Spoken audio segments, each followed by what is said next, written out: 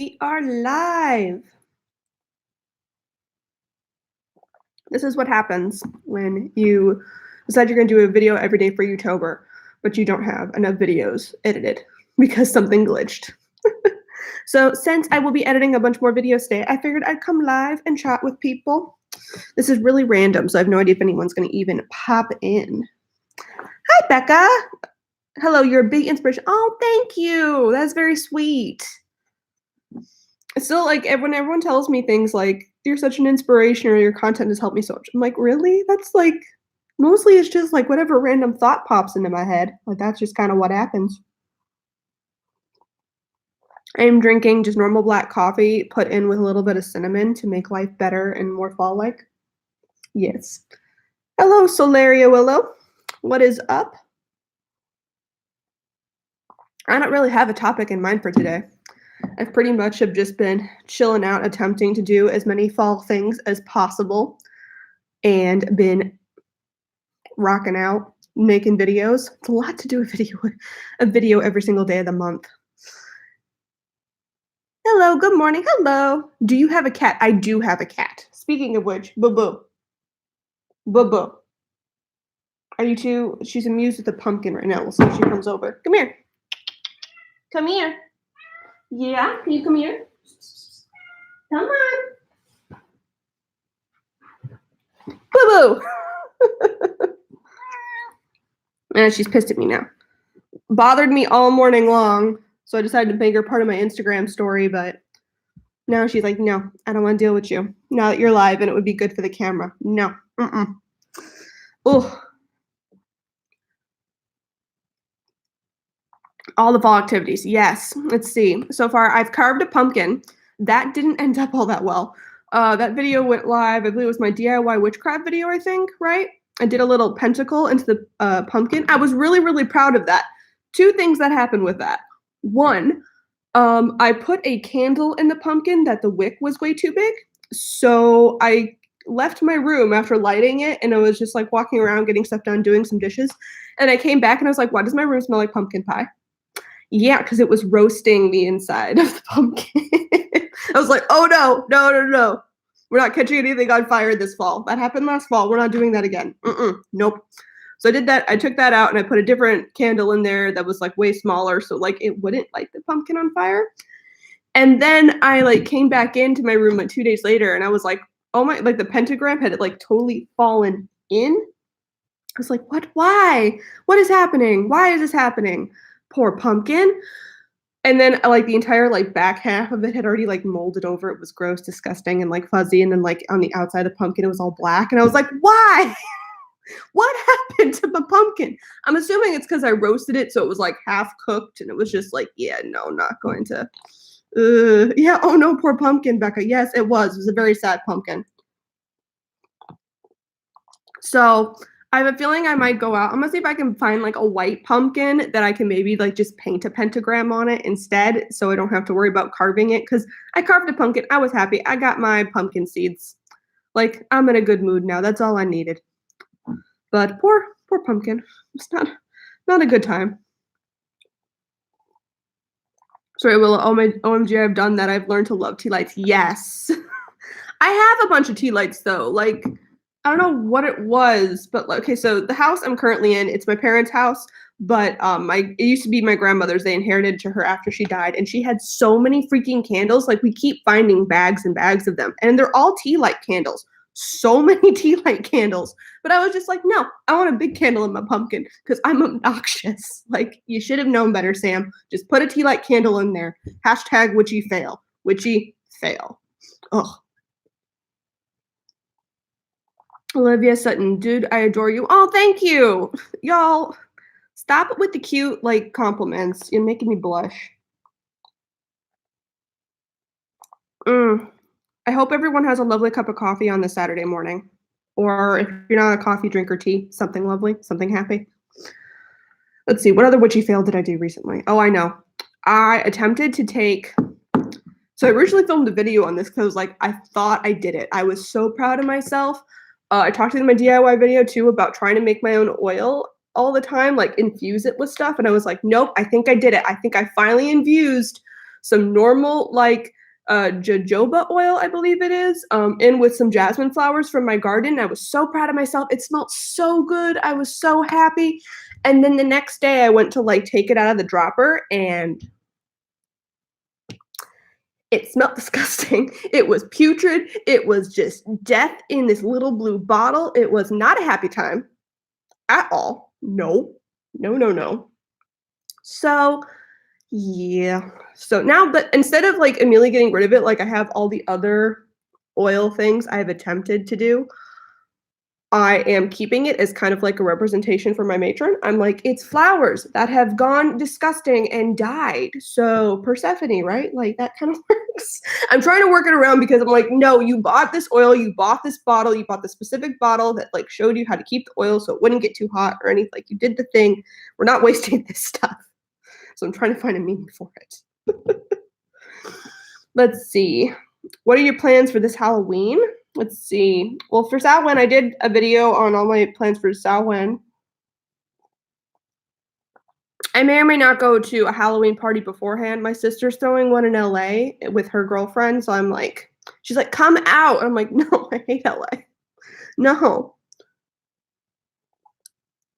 But I might try to go see her just because it has been quite a bit. And I'll see her for Thanksgiving and Christmas, but she's needy. And I love her, so it's fine. So I might go see her. And those two little dum-dums, my sister's younger than me. So she's having a Halloween party that is like she's got like one small bedroom apartment in LA because that's all she can afford with her and her girlfriend. And like literally like, they're gonna try to squeeze like 70 people into this party. I'm like, no, that's too big of a crowd. I'm hoping all your friends are flaky and like 10 people show up. That's my type of party. I like small gatherings, happy gatherings. That works well for me. But if that happens, then I have to think of a costume because pretty much I was like, I'm a witch. Like my costume comes with me. I don't really need anything, right?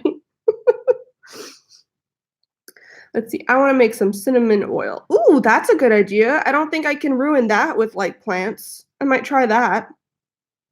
Ugh. It's soon night here in Norway. Oh, well, have a glass of wine or something else amazing. Beer? Hard liquor? I never drink hard liquor. I can't do it. I don't even drink wine. I'm attempting. I'm like, get your health in order, Sam. And I was doing really good. And so one of the things I've been telling myself not to do for a while is that I'm just not going to have any sort of alcohol. Like I'm just like, no, until I get into a better healthy state. Not that I was ever alcoholic. And I say healthy state because I'm trying to change my words. It's like, I don't want to say lose weight or I don't want to say things like, I don't know, get fit or whatever, because I was like, every time I did that, it just like messed with me and I never could actually like remember to eat my vegetables. So I'm saying, no, healthy state. I'm trying to get in a better healthy state. That's my phraseology. And one of that means less alcohol. So it's easier to be in a healthy state. So I'm not groggy all the time. And 2, more vegetables and water, since I'm not good at drinking that at all. If you plan on using flour making, water works better. Possibly. Y'all, all I do is just try things and I'm like, I can do this. There'll be another video up on my channel soon. I haven't done it yet because I'm filming it today, but I am attempting to film me making candles. This might go horribly wrong. This, if you see like attempted in the title, y'all will know. You're like, oh no, she fucked this up. Yeah, I did. Ugh.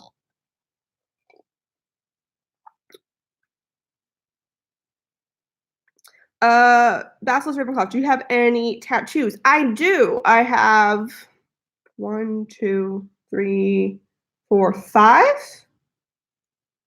6 technically, but one was a cover-up, so I don't count it anymore.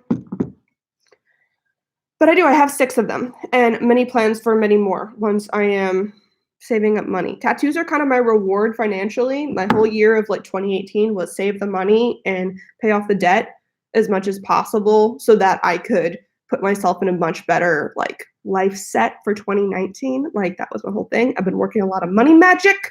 There's been a lot of money talismans in and out of my wallet. Speaking of which, I put a basil leaf in my wallet because someone told me that like helps with money. I don't know if it did anything. I'll have to write down about that because I don't think that worked well. Any plans for witchy tattoos? Yes. I have been planning. So here's the thing. I peruse tattoo artists on Instagram like all the freaking time. Like that's kind of like my thing. If like I'm not doing witchy stuff, I'm like, look at all the pretty tattoos. They make me so happy. Here in Phoenix, I go to Golden Rule Tattoo. Honest Bob is absolutely fantastic. He did my coffee tattoo that's on the back of my arm, which I absolutely adore. But there's a tattoo artist that is out in Portland that I have been eyeing that she is just, oh, so pretty. So much pretty with the nature and the, oh, it's just, oh, and the color palette too is like very much my vibe. So I am hoping I would love to get a entire half sleeve done by her with basically I want a pomegranate mixed in with a bunch of other like flowers and plants and then a mixture of different bones. And I'm hoping to do things like some crocodile bones, some human bones, like just like random bones all mixed in to kind of like represent each of the bones I hope will represent like a bit of Loki, Sobek, and Persephone, and then Persephone will kind of be the like majority of the tattoo one day. That's like my plan so far. But I know the artist that I really love. Like she's like quite famous, so it's going to be a pretty penny. It's not going to be like a $200-$300 affair. It's probably going to be closer to like $500, $1,000 maybe, especially with the amount of detail and custom work that I want done. But we shall see. We shall see. Let's see here. The chat is moving, and I'm like, what is happening? Hey, yeah, hiya, Anna. Anna. I'm hoping I'm saying these right. Anna Esma. Have you ever incorporated a tattoo into a ritual? I haven't. But you know what? The more tattoos I've been thinking of getting, all of my tattoos I already have are pretty spiritually based. They mean pretty big things to me. Let's see, I have like what's behind my ear is my great grandfather's name because he survived the Armenian genocide. And so it's like a big like that. If any, I don't really use ancestral work in my practice ever, but he is like the one person who's like his drive I tap into. Like it's just like a constant reminder of like that man got through that shit. So you can stop complaining about the fact that your coffee is now lukewarm, Sam. Like calm down. But like all of my tattoos that I now have, looking back at them, I didn't get them all. Like they've been pretty spaced out ever since I was 18. But they've all had like spirituality and or like witchy meaning with them, which is kind of like, yeah, no, you've been into this stuff for a while. Yeah. Let's see what I get. I have a triquarta tattoo on I have a phrase about magic tattooed on me. I used to have a Ganesh on my ankle, and it is now covered up with a black cat, which is just kind of represents for me the more playful side of magic. Even my coffee and rain lover tattoo is like very just like the two, like I guess I would use talismans or markers in life that everything's going to be okay. Like everything's fine. It's okay. You're cool.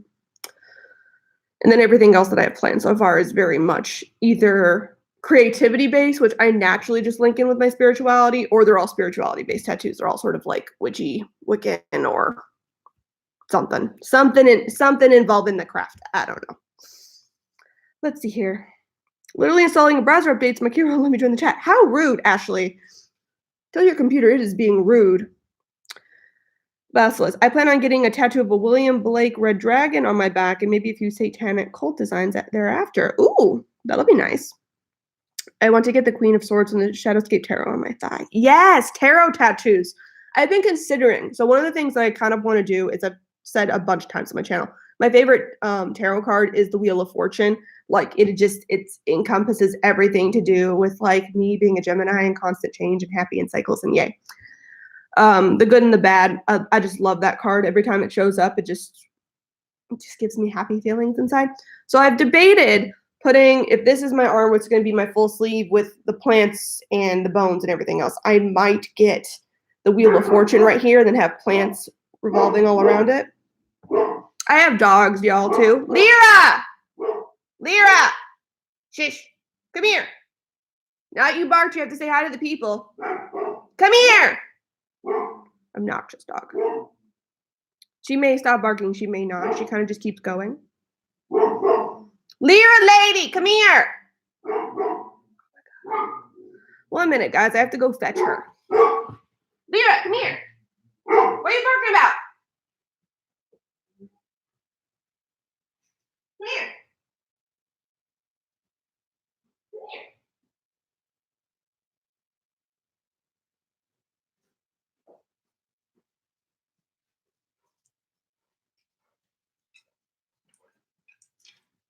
No reason for you to be obnoxious. Come say hi. Say hi. Oh, the baby. Let's see if I can show you guys her. There she is.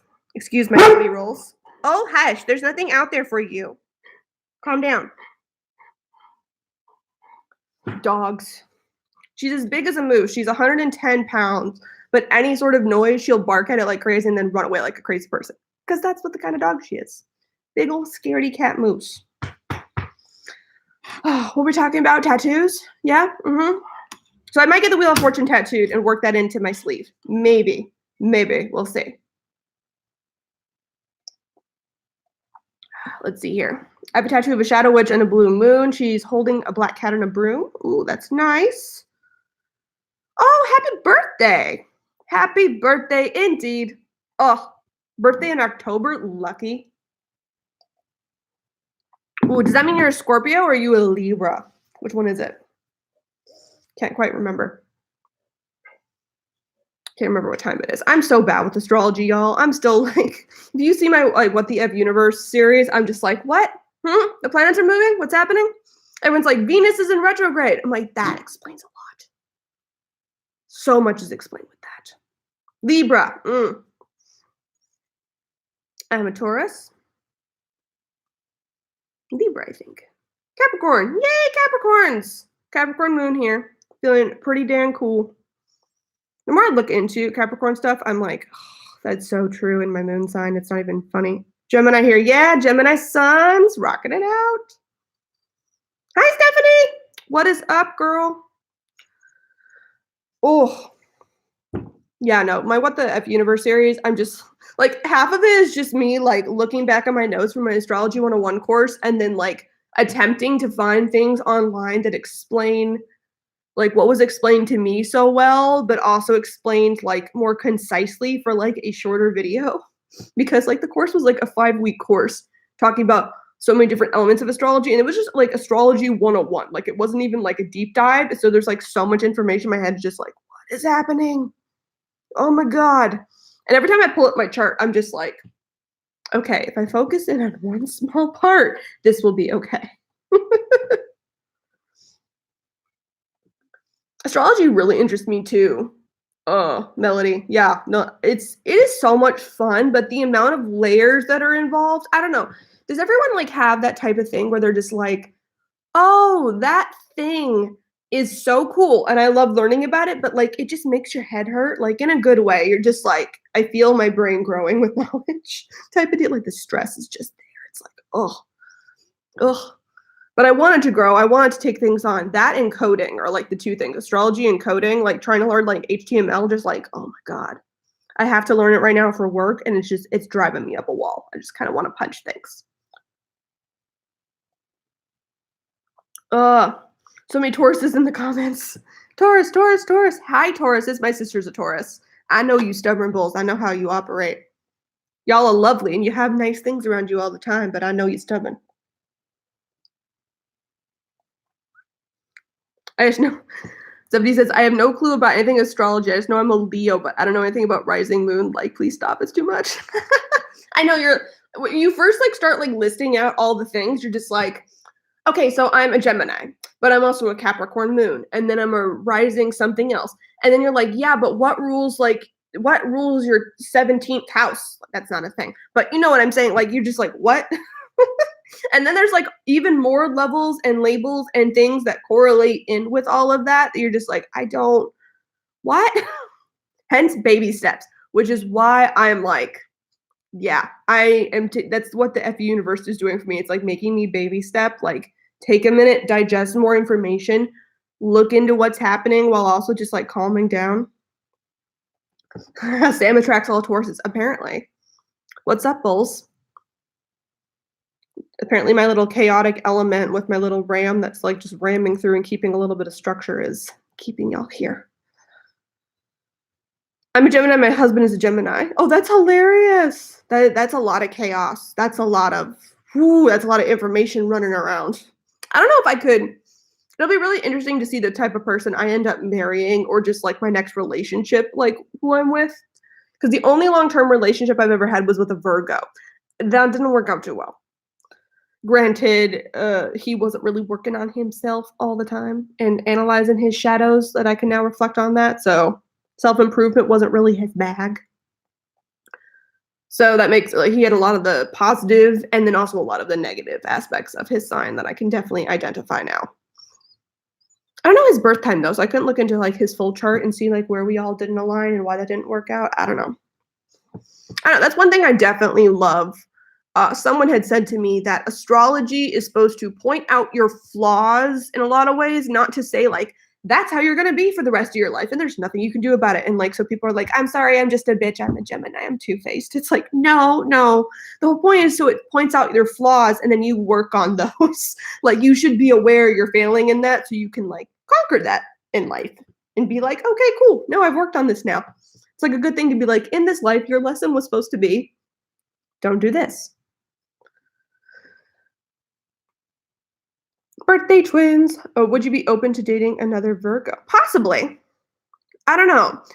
I think that's what a lot of it is too, is as I said before in my Craving Spiritual Relationships video, I am not down to have lasting relationships or even casual relationships with friends or family and or like especially romantic partners now that have anything to do with people who are not doing self-improvement, who are not looking at themselves critically and trying to advance themselves in life, especially spiritually. Like I'm hoping you're looking at your spiritual life and like having an opinion on it. And if you're not improving yourself, at least in life, like I don't like I really look at myself critically on a regular basis, trying to see how to improve and where am I failing, where am I doing well. Like I do weekly check-ins with myself to see how life is going. Like I can't handle people who are not into that anymore. Like not a good. Let's see, more comments.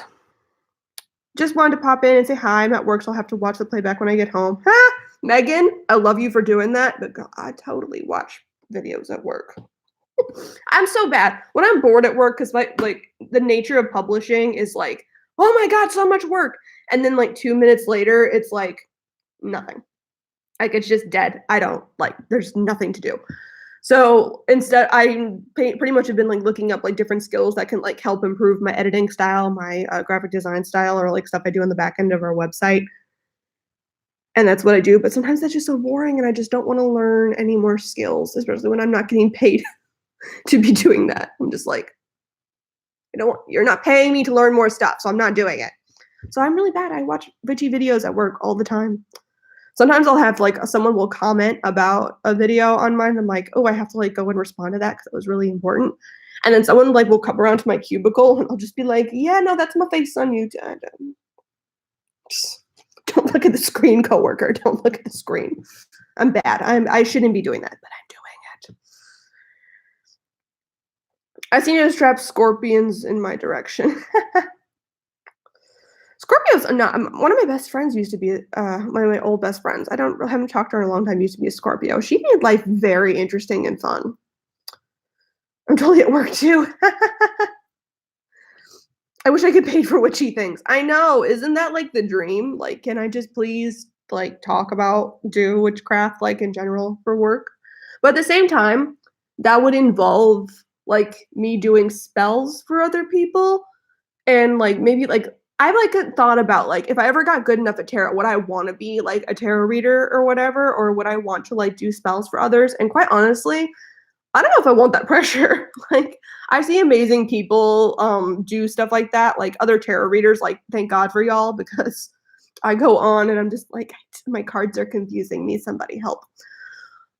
But also, like, when it comes to spells and stuff that people do for other people, like, kudos to y'all, because if something went wrong and someone's, like, all cranky, like, I couldn't deal with it. I'd be like, no.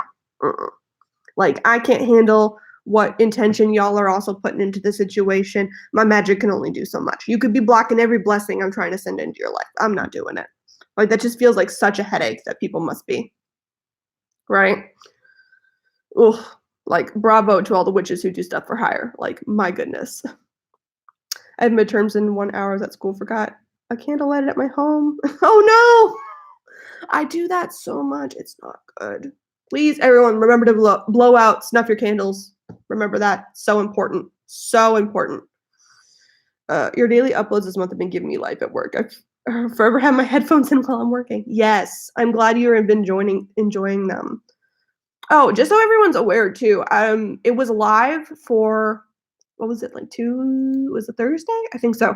I had the K is for Kill Your Darlings video that went live for like 10 seconds. And apparently something glitched and like the first like minute of it was just like black darkness. And then it like cut in midway through my video for some reason. So thankfully I still have that somewhere on my on my computer. So I'm going to re-edit it and then re-upload it. I don't know what happened there, but it was all sorts of errors and YouTube is weird. So y'all got the DIY witch video a little bit sooner, which is actually why I'm live today, because I'm like, I'm a video short this week. And I haven't had time to edit yet. Let's see. Stephanie says, I totally down for reading tarot for other people, but spells are a whole other ballpark. I don't want to be called a fraud if it doesn't work out. Exactly, Stephanie. And I think that's what like, oh, you're a fraud. This didn't work for me. It's like magic is not like totally infallible, y'all. Like, I can send all sorts of intention your way. Like, I can set up all of the good vibes and things. And guess what? If you're not open to receiving it, if your intention and your actions are canceling out that magic every other second, like, I don't know what to do for you. Like, I don't know. I'm also of the mindset that one of the reasons I'm so into self-improvement and stuff, because I think that helps to combat the shadows and the things that I could be using to block my own magic a lot more. So that's the reason I do half of this stuff, is so that if I do a spell about money, I am also working on my thoughts about money, so I'm not like canceling it out midway when the universe is like, we're almost, oh no, she doesn't believe that can come to her, so we can't negate it. And like, I don't know what other people's thought processes are. That seems like so difficult. Like, I don't know what to do with you. Like, I'd have to have a very big, like, upon this payment, you are realizing it is non-refundable. If you are in a negative mindset, I can't help you. Like, I don't know what to do. Ugh. What do you think of the spell ads that pop on Witchy channels? I haven't seen that ad specifically. I feel very weird about advertising because, one, I work in publishing, which naturally we work with a marketing team, and I do some of the marketing stuff for my company. It's for an insurance company though, so it's not at all witchy.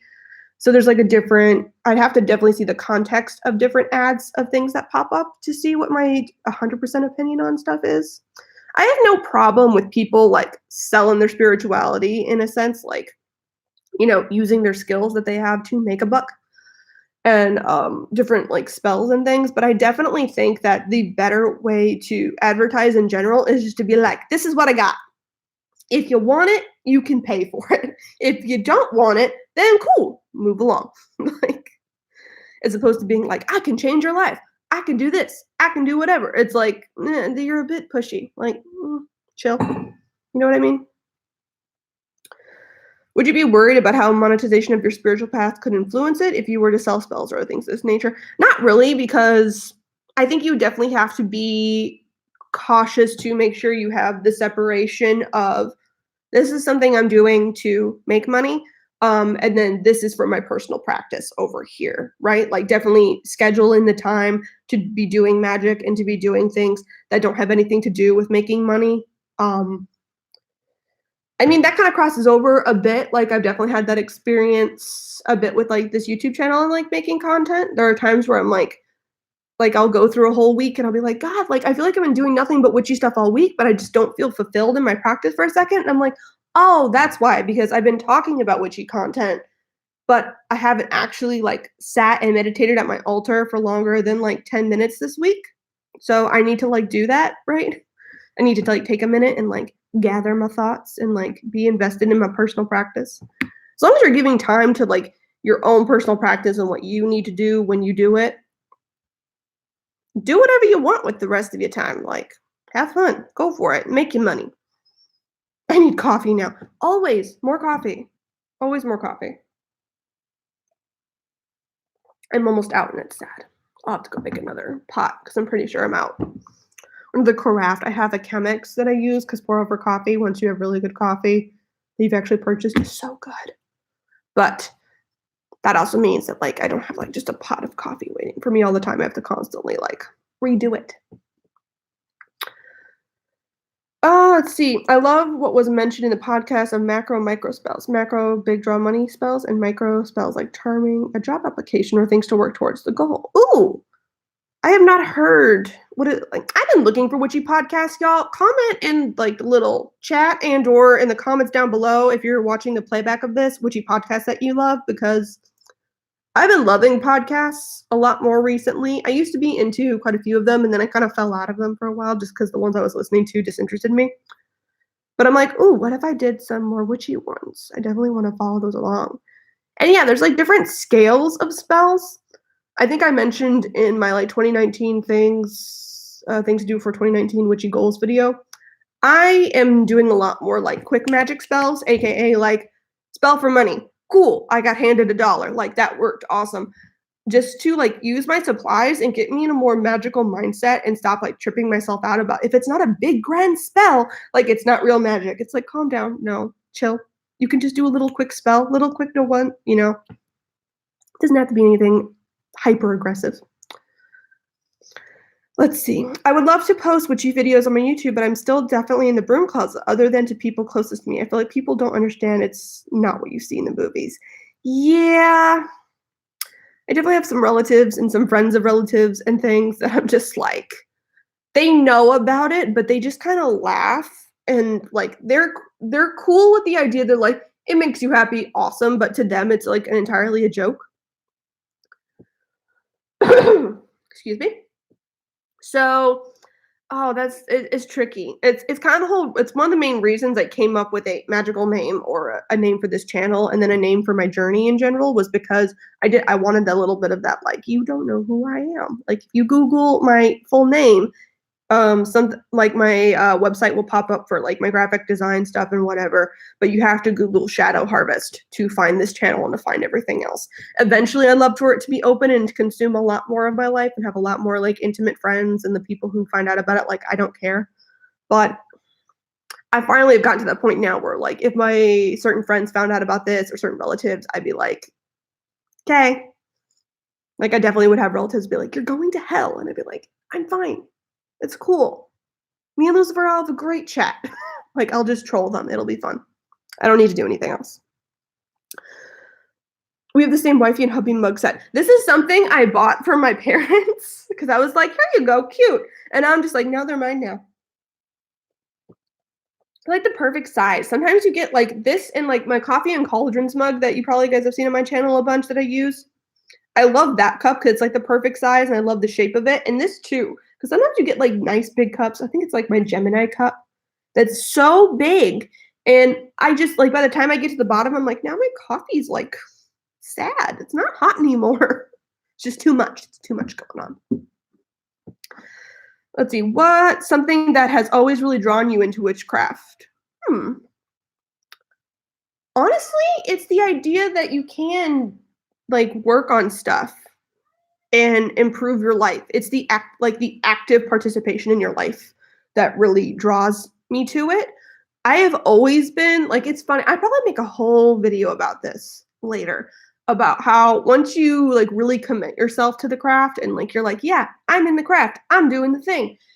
You suddenly look back on your life and you're like, if certain memories and things pop up, you're like, huh, that's really witchy. That was like, oh, like I didn't like think of like doing magic at that time, but I was definitely doing magic at that time, right? Like I will never like my mom brought this up to me the other day because we were like talking about our old house. Like I pretty much grew up in the exact same house since I was like 2 to 18.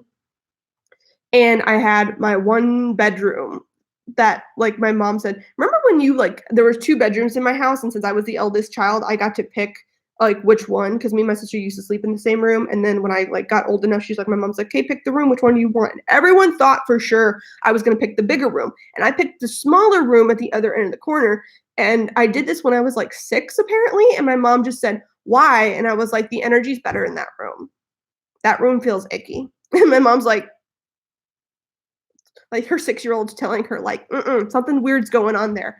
It's like I had a lot of like weird nightmares and things in that room, whereas when I went to the other room, I didn't have nearly as many. And then when I was 12, I got to redecorate my room again because I did that a bunch. And one of the things that I did was I painted, I wrote like a little like poem, and then I painted the words of the poem on the 4 sides of the room. And I was like, and my mom asked me like what I was doing, and I was like, well, I really like the words, and then this way the like weird nightmare shit won't come after me. Like I was doing a protection spell. Like in my mind, I now can go like that was protection magic. But I like at the time I was just like, I just feel like doing this. I feel called to do this. And then since then, nothing bad ever happened to me in that room. Like that house saw a lot of good and bad and like a lot of fights with family and a lot of things that happened. But like the minute I was in my room, if anyone was stressed, like there were even times where my sister would like come to find me to like fight with me because like I stole her shirt or something. My sister's always had a better style than me ever since she was little. Didn't matter. I would steal her clothes all the time. I still have most of her clothes. And she'd be like, that's mine. Sydney, if you're watching this, I'm sorry. But she would like literally come and find me because my mom set her to go find me so that I would like then get yelled at for something I'm getting in trouble. And she literally would open my door and like I would be sitting on my bed, like just chilling, reading a book. And she'd be like, you're not in there. And she'd go down and like my parents and my sister like couldn't find me. And then like I'd be like, I was in my room the whole time. Like, I don't know what you're talking about. Like I literally was just sitting there on my bed in plain sight. But they were like, no, you weren't in there. I was like, and like looking back at it, I'm like, I think it was my protection magic working, saying like, nope, you're coming in with some stressful energy. She said, not in this space. You have to leave the room and then you can find me. So I don't know. That was really, it's funny how you look back at stuff and you're like, huh, like I was doing this stuff just like instinctually for a while. It's always interesting to me. I like your point. If you had the chance, would you make YouTube your full-time job?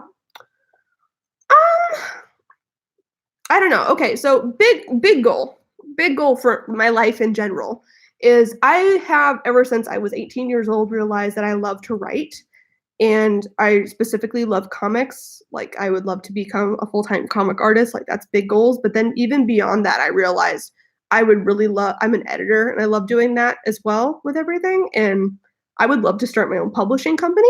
Like that's kind of like my ultimate goal is to like publish my own books and then go from there and see what other things I could write and do. And a lot of my stories do have like, I don't know, they're not necessarily witchy. They're definitely more fantasy based, but all of them kind of operate with the same like universe world rules in a sense, which is that magic exists and we can manipulate it and play with it, but we don't know exactly how it works. Like that's kind of how that is. So one day that's kind of like my goal. That's the whole reason I'm currently working for a publishing company that publishes it about insurance, is so I can like learn the business and see what I can do. I mean, if YouTube becomes a part of that, that'd be cool. But I don't know. It's not so much of like me being on YouTube and like getting like brand deals or whatever. Like I guess the cliche YouTube thing is. I don't even know what brand would I even want. Plus, like, I'm very weird about products. Like, I think I had a box sent to me once, a Witchy box that was for free. That was pretty cool. What was it? It was it was like a hoodoo voodoo based box. And it had a lot of stuff in it. It was pretty awesome.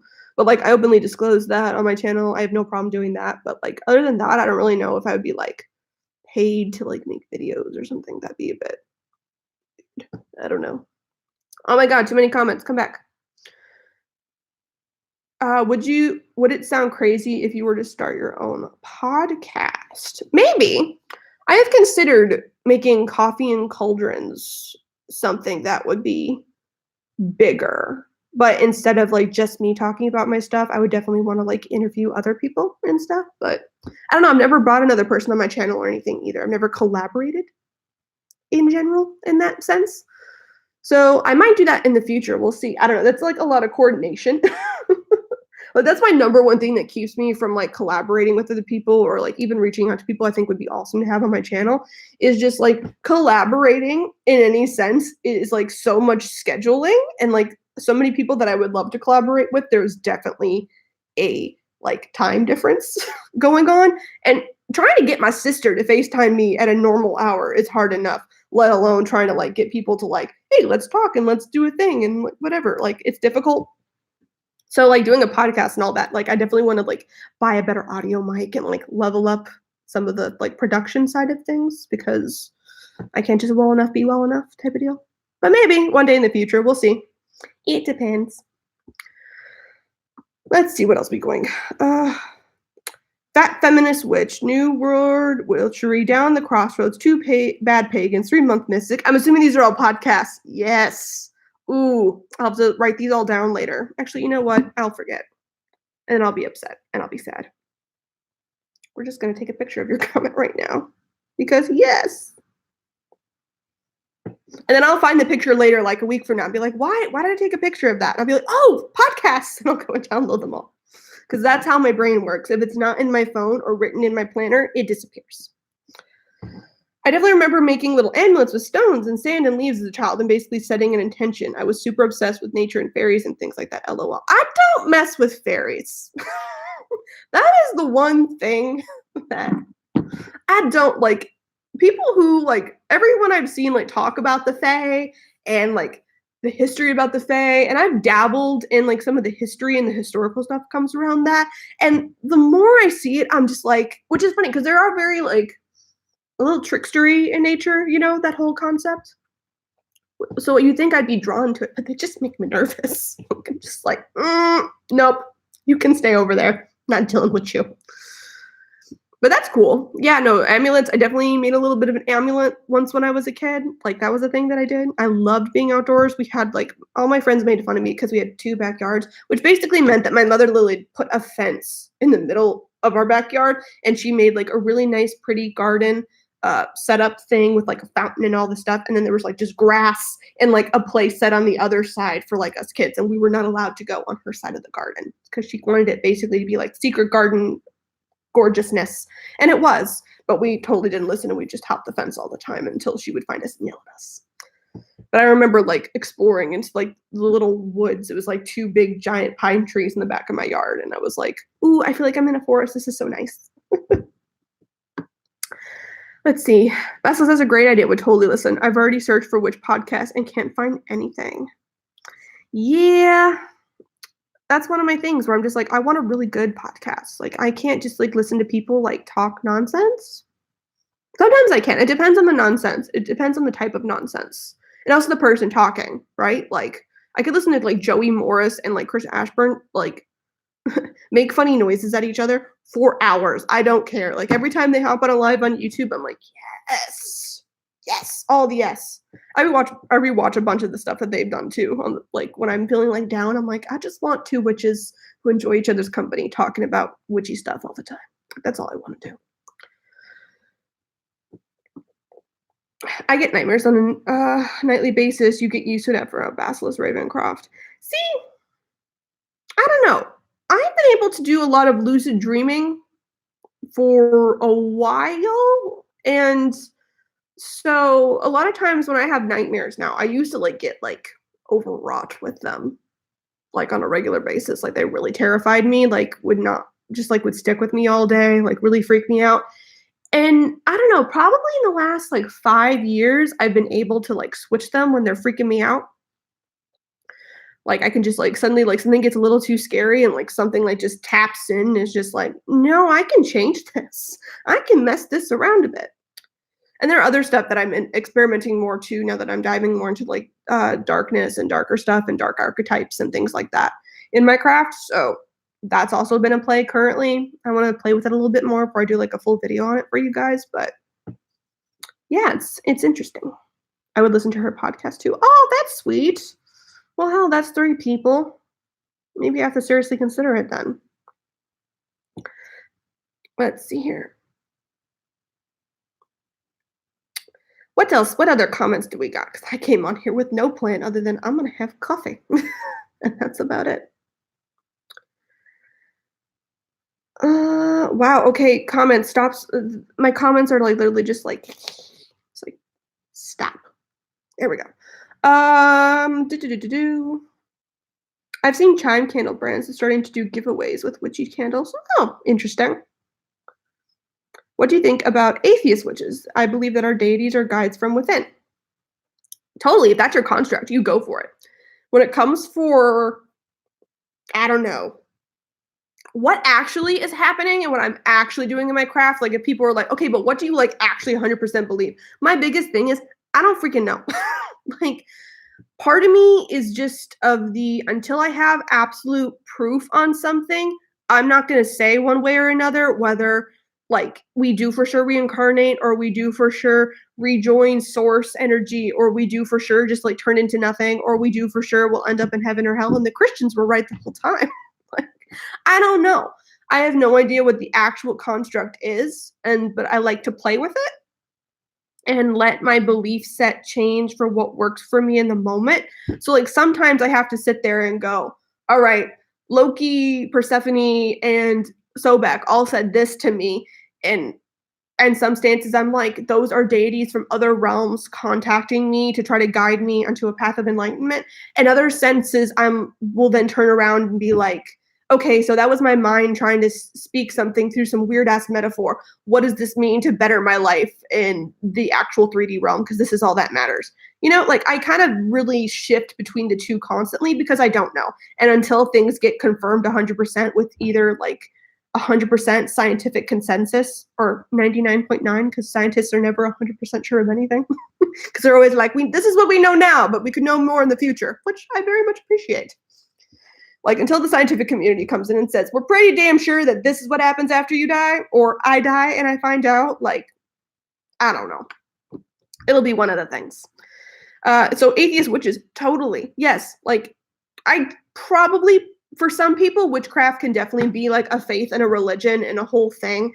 But for others, it is just a craft that they then apply. It's like more of like a lifestyle, I would almost associate it with. Like that seems a more shallow like the term lifestyle seems pretty shallow, but for me like lifestyle is like no, this is entirely how I'm curating my life. It is very very important in how I am structuring my day-to-day existence into the grander scheme of what I want my life to look like. So for me it's like witchcraft is a lifestyle. What beliefs come along with that are like the only like connecting belief that all of us witches had is that if I exert my will onto something, then that means that something is going to happen in some way, shape, or form. Whether that means I am just changing my mindset and or I'm actually enacting magic in the world, like, you know, whatever your universal construct and truths that you're operating with are. That's the only thing. It's like, are you a witch because you believe you can act your will on the world? Cool, you're a witch. How you do it other than that, I don't. Like, that's up to you and your personal craft. I don't know. Let's see. See if you can find another desert witch. There are other desert witches. The problem with the Western states is they're very big. Very, very big. And on top of it, too, again, like, I work a full-time job, y'all. Like, I am a 9-to-5 working on stuff. All my videos and stuff get filmed in, like, the sneaky moments that I can, or I pick, like, a weekend and I just, like, mass film shit and then mass edit shit so I can upload it and have, like, a schedule so I don't feel, like, stressed out about doing that type of thing. So that's the whole thing. I'm hoping, like, when life calms down a bit, maybe after Youtober, I can look into, like, what would I like my channel to look like for 2019? Like, are there the things that I could branch out and do that would be fun, that wouldn't cause me too much stress? We shall see. What do I read that one already?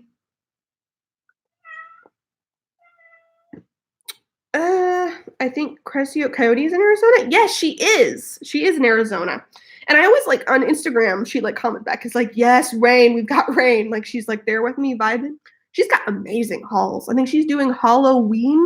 So there's like several different videos up on her channel right now, which are all like haul based. So I'm like, yes, all of the yes. Are you gonna yell at me the rest of this video, boo boo? Yes. Well, then you can come up here on my lap because that'll just be easier. No, you want to. cats. Just pissy and ridiculous. So yeah, there are a bunch of other cool desert witches that, again, it just takes coordination, and I need to plan. I'm leaning into my Capricorn moon. I need a plan. I need a structure. Once I have time to make plans and structures, we shall see. Sam, have you thought about running your own business? For sure. I want to start my own publishing company.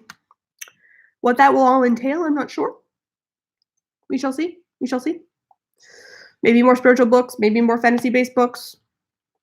I don't know. I don't want to be like holed into like a genre per se. Like, has to be nonfiction, has to be fantasy, have to be fiction, have to be poetry, has to be comic books or literary or whatever else, right? Like, I just kind of want to make what I want to make, and that'll go great. And like, I'd love to publish other people who also just would fit into the vibe and that I'm trying to curate with my work. I don't know.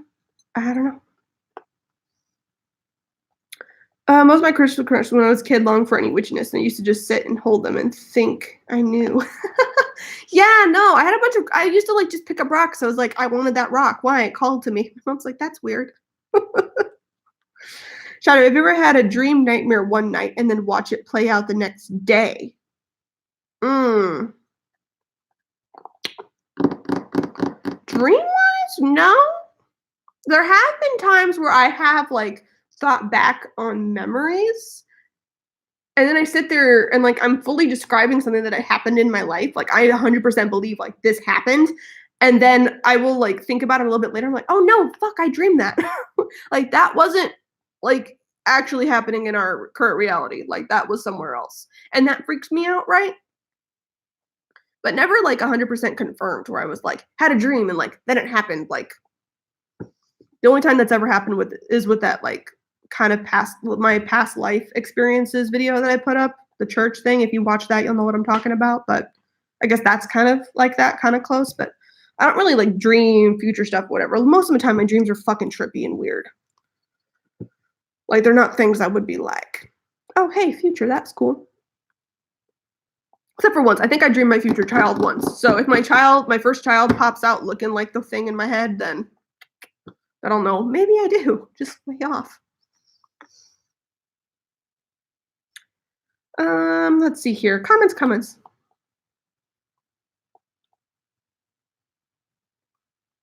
La la la la la. Eat eggs. England, remember, England is great. England, Isaac. That's nice. Makes me think of The Good Place. Oh, well. I have not watched that show yet. I need to. It's absolutely hilarious from what my friends have told me about it. I need to. Jessica, thanks. I love that answer. Sometimes I feel left out being an atheist. Totes agree with the lifestyle thing. Yeah, that is, I don't know. It drives me a little batty how in one breath people in the witchy community or the witchy scene or like, just the collective of people on YouTube can be like, it's all customizable and this is how I've customized my path and that's great and blah, blah, blah, blah. And then like suddenly later, like that same person will come out with a bit of judgment. And I don't even know if people really realize they're doing that. I'm sure I've done it at some point too, where I'm like, well, no, but you can't do that. And you're like, wait, no, I thought it was 100% customizable to me. I thought it was 100% personal spiritual path for me. Like unless you're tapping into a very specific, like, way of doing things, aka you're in a specific occult tradition, you are initiated into a specific Wiccan coven type of deal who has a path set up for you, or you're following like a hereditary path like your family has set up for you. It's all up to you and what you want to do. Like, and again, I always go back to this whenever I'm feeling like in doubt about what I believe and what I'm operating with, is the fact that no one actually knows. None of us know. We're all at best giving a really great guess with the current evidence that we have.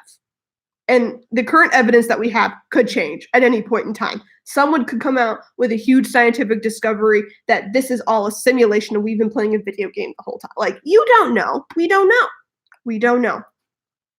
Just like think back on history when everyone's like, the world used to be flat. It's just flat. or the earth is the center of the universe, everything revolves around us. And now we're like, no, actually, we used to think that there weren't things like dark matter and that the universe was like doing this. And now we're like, no, the universe is expanding. Like there's so many different things that have changed and like flat out been a contradiction to how people at large used to think about stuff, right?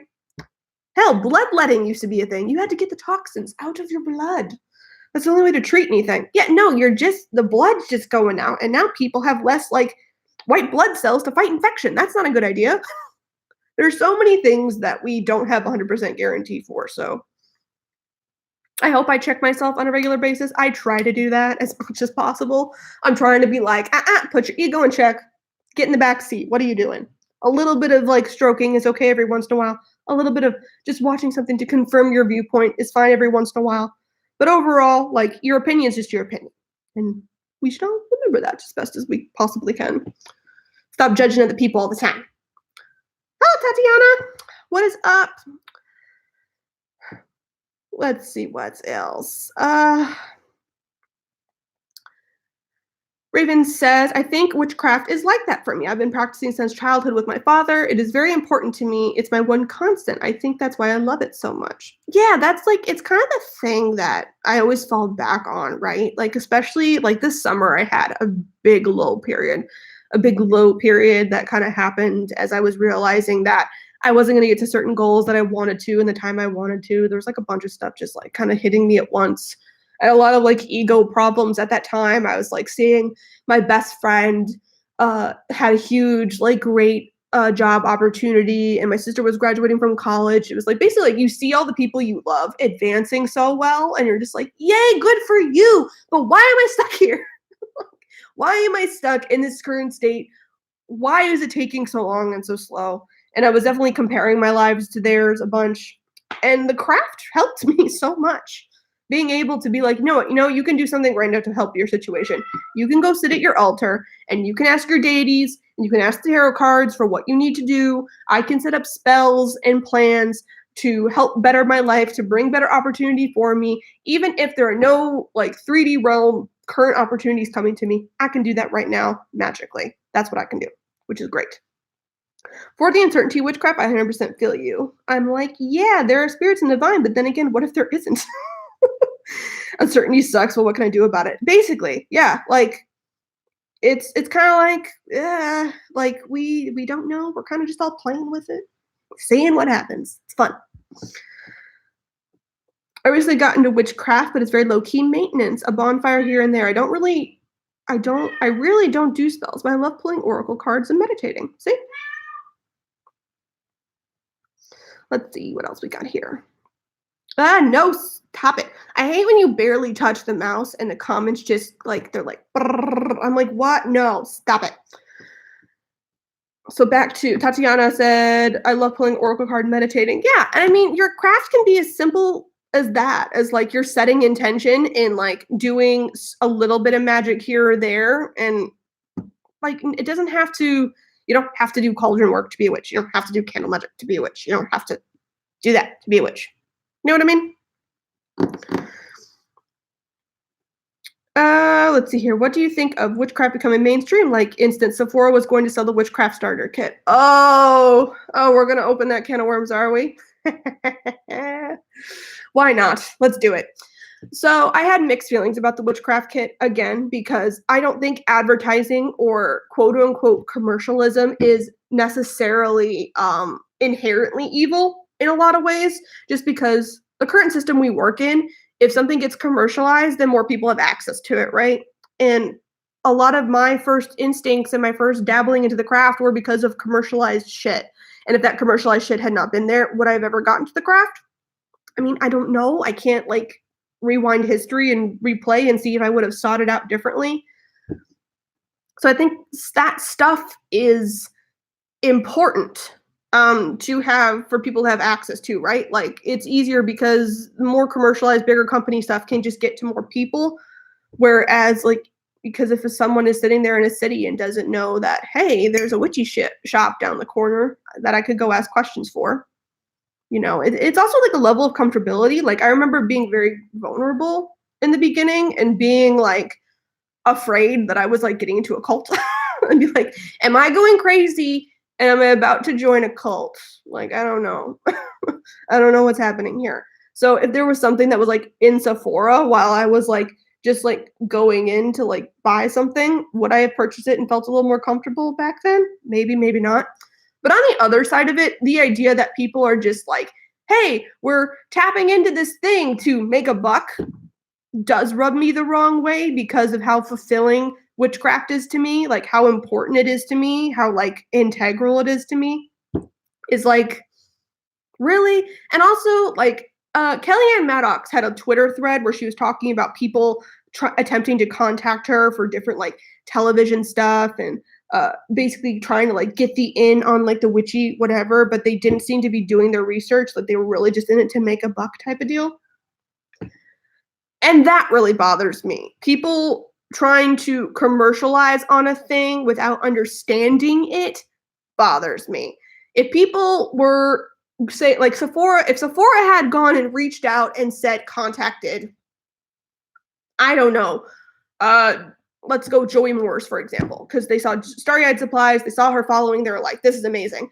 And we think we could definitely mass market this to more people and make a good buck. But they came to her and were like, hey, we want to make this product. We want to make sure that there is, a starter thing or like, a little like a witch kit type of deal.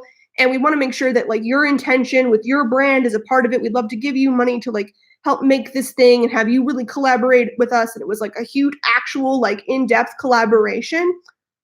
I think I would feel very differently about that, right? If I knew it was coming from an actual witch within the collaboration.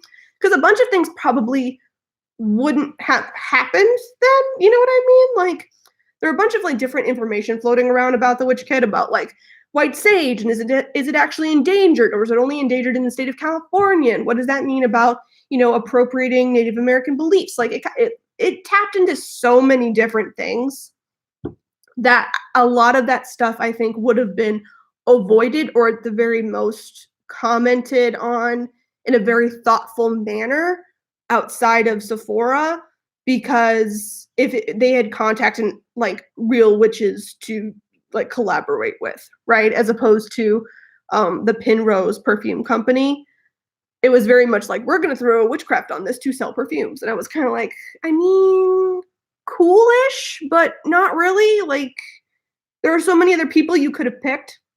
And I don't know, I naturally lean towards supporting small witchy businesses. As I said in my DIY video, I am all about doing as much as I can myself. And if I can't do it myself, then I want to make sure that another witch has put their intention into the thing if I'm going to buy a product from them.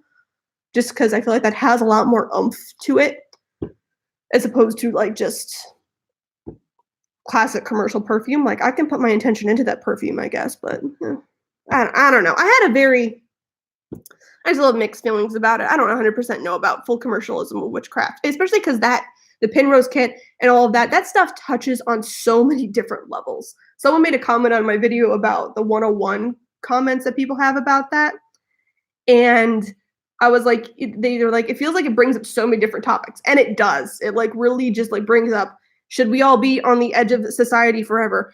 What about new witches getting into this? Should there be any commercialization? Should it always be an edge thing? Should it always be this or whatever? Yeah, right? Like, there's so many different topics that it comes up with, and they all kind of overlay and overlap, cultural appropriation, all this stuff. So it gets heady. It gets a bit much. I don't know, maybe I'll make more videos on the commercialism and witchcraft thing later. Because again, I have a lot of mixed viewpoints on it too. And I've definitely done a lot more of investigating on the more economics and like not just within the witchcraft community side. Like, I've done some investigating on different topics of things and on different channels and different like articles that like relate to it but don't associate directly with witchcraft. So it's interesting. There's a lot of stuff to unpack with that. Let's see. So many comments. Randoms here. Let's see. Curious, anyone here raised in the Catholic Church? I went to a Catholic school, but I always had my own views that seem to be a combo of different religions. But for me, witchcraft is like mental health ritual. Ooh, yeah, I could see that. Which a random witch says, everyone's just trying her best and that's it. Stupid comments. No, I'm reading things. There is a site set up by a witch. I often visit there just to see some of her occult-related materials. See, I was raised as a Catholic, actually, but I've always felt that was forced into my by my parents. Ooh, everyone's discussions about the Catholics. The Catholics are so interesting to me. Like, my father was raised Roman Catholic until his grandmother had, like, my grandmother had a, like, spiritual, what she would call an awakening. Like, she totally, like, did the whole, like, boom, and, like, life is different and weird or whatever, right? And she's pretty much been the catalyst too. She's the one that got my mother into it, who then got me into it, and, like, thinking outside the box besides organized religion and stuff. So, but, like, it's all started with the Catholics. They're all there. And, like, still to this day, like, our Catholic other family members will come over and they'll be like, bury the statue of this saint in the backyard. It'll bless your house when you're trying to sell it. I'm like, that's witchcraft. Like, I just stare at my mother and she's like, don't say it. Just don't go there with them. I'm like, I understand they're 80 years old, but come on now. Let's talk about this. We're burying statues for blessings in backyards for selling houses. I can't remember what the saying is. I'll have to look it up. There's like 6 of them buried in this house somewhere. Let's see here.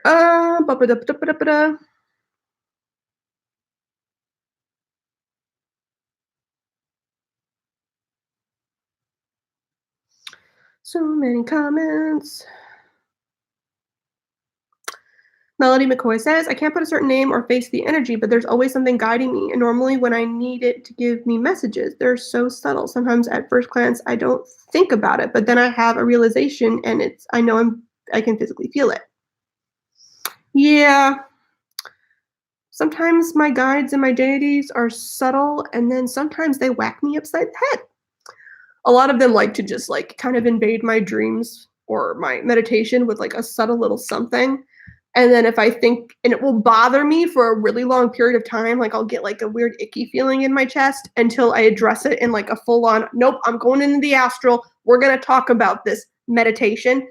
And then like that seems to work pretty well. And they're like, now you got it. Hello, we need to talk about this. And you weren't coming, so we had to do something. I'm so fascinated by everyone's different religions, but when you step back and look at them all, they're more similar than I think people realize, which is why I don't understand some of the judgment. Yeah, there's so much crossover with different faiths. Kind of drives me batty a bit when people are like, that thing is evil, or that thing is bad, or that religion is da-da-da-da. And I'm just like, don't y'all have something in your books that says, ye who sin cast the first stone, or no sin cast in, like, you're all in glass houses throwing shit everywhere and you're wondering why shit's breaking down. Like, come on now. Kind of drives me a little bit batty. Like, the minute I'm like, someone will be like quoting some sort of verse at me for something. Like, some of my Christian relatives are just like, something, said someone from this quote of the Bible. And then 2 seconds later, they'll like go and say something. And I'm just like, isn't there a part in your book that says... no judging, that's only God's thing? That's why I have a cousin who's like very religious on the Christian side, like full on Southern Baptist, like, no.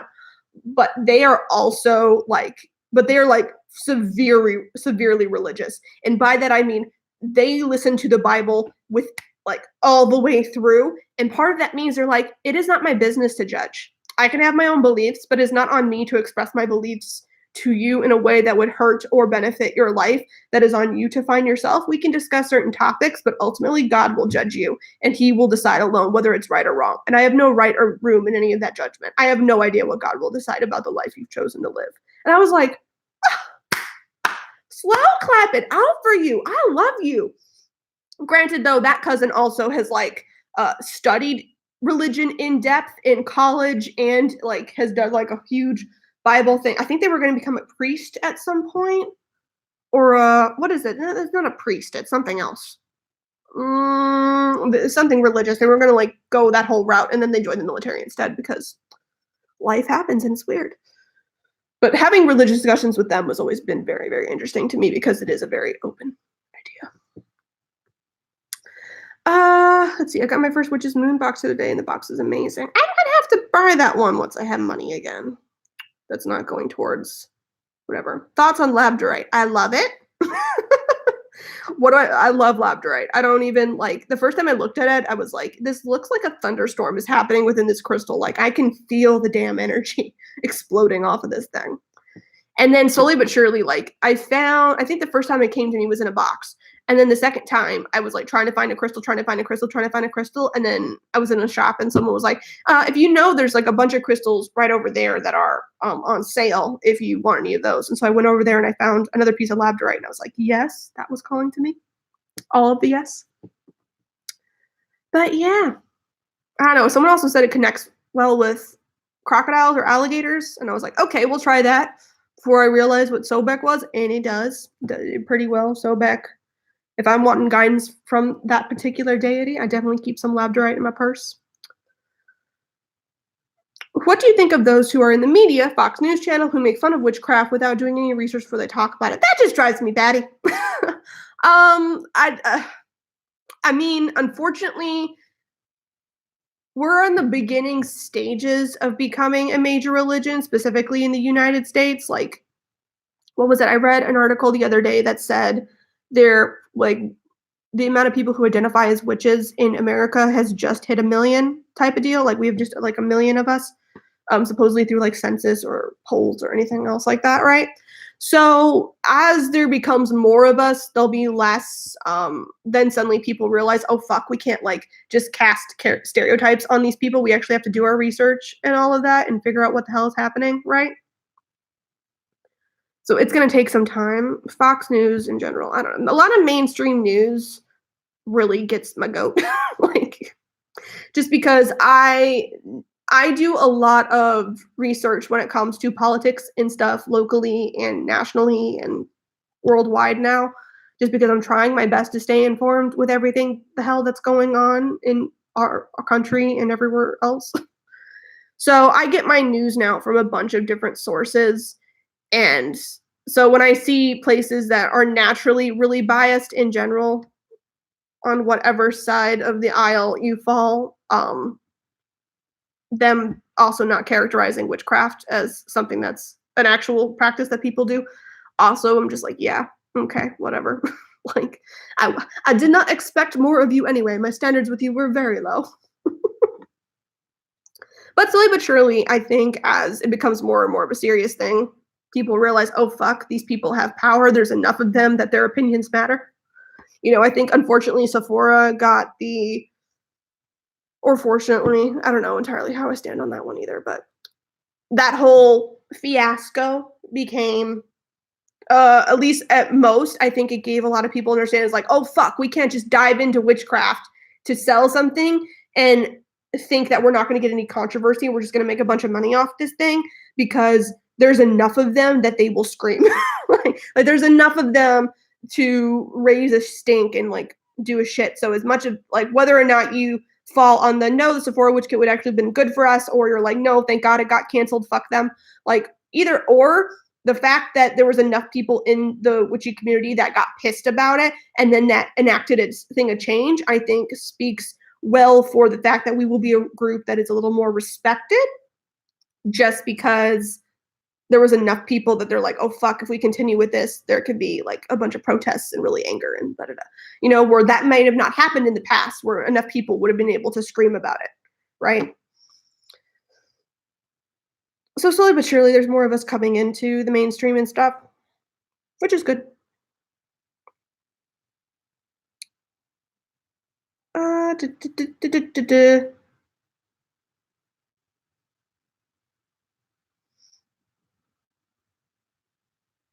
So many comments. Ugh. Scrolling. My Christian cousin says she can't do yoga because it excludes God and only relies on yourself. That's see, when people say stuff like that to me, I'm like, what? Let's see, Stephanie says, like, yeah, duh, find some self-reliance. I know, right? Like, what? So you're just using God for your crutch for the rest of your life? Like, come on now. God says do your own shit too, I'm pretty sure, somewhere in that book. Let's see. Mine got Galaduria 89. I hope I'm saying that thing. Said, yeah, mine thought you had to be Buddhist to do yoga, I'm assuming. That's not how that works. Like, if anything, you'd have to be Hindu, I'm pretty sure, right? Like if we're gonna like really isolate things with religions, I don't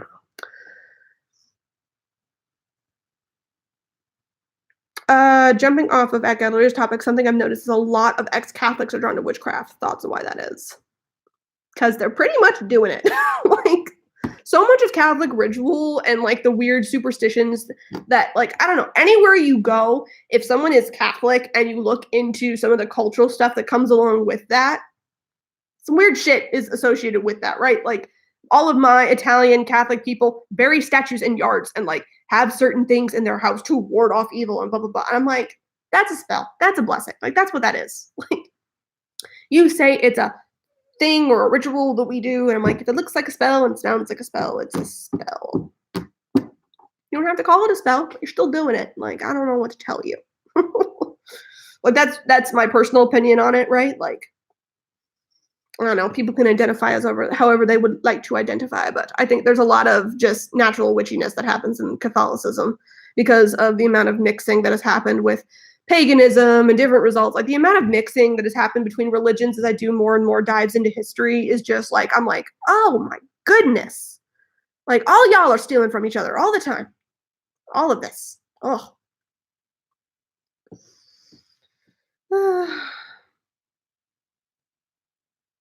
When I told my auntie I was a pagan witch, she told me to watch The Craft, thinking it would scare me out of it, and ended up enjoying it and told her it wasn't accurate. Yes, because a Hollywood movie is totally a 100% accurate portrayal of an actual religion. I mean, The Craft has some really good, like, points in it. Like, that woman who works in that shop is, like, on point with her information quite a bit. But a lot of, like, the special effects and that type of stuff, you know, unfortunately, it gets people to be like, that's what you think you can do? It's like, well, no, not quite right. Not quite right at all.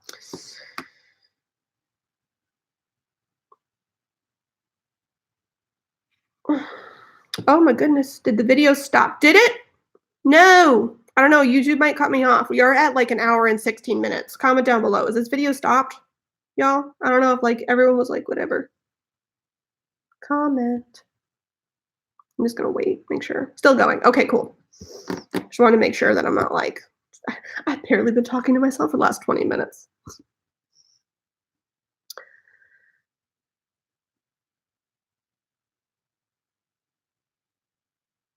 I went from being anti-Christian to Catholic magic. LOL, blame my ancestors. Oh, it's so true. Like, cool. What was it? There's a meme that's passing around that my dad gave to me. He goes, I think this is what you do. And I'm like, and it was, what was it? Italians don't use a recipe book. They just add seasoning until their ancestors whisper in their ear, enough, child. And I'm like, yes, but I ignore the ancestors. Because you always need more garlic. Always. Always. I like a lot of like flavor in my food. I can't help it. I can't do bland.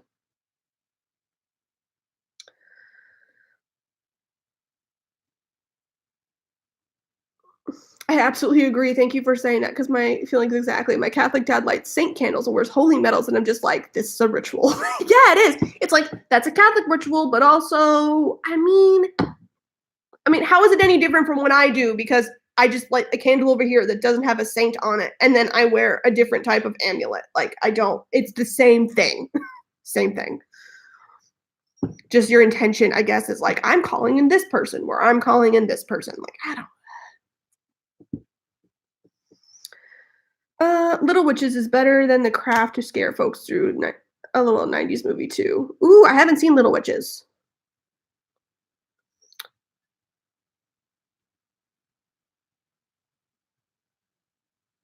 In Poland, there was a shit ton of spells that was done in the past, but so many that was forgotten. I only remember a few, like the red string you have to tie where there's a newborn or a baby animal.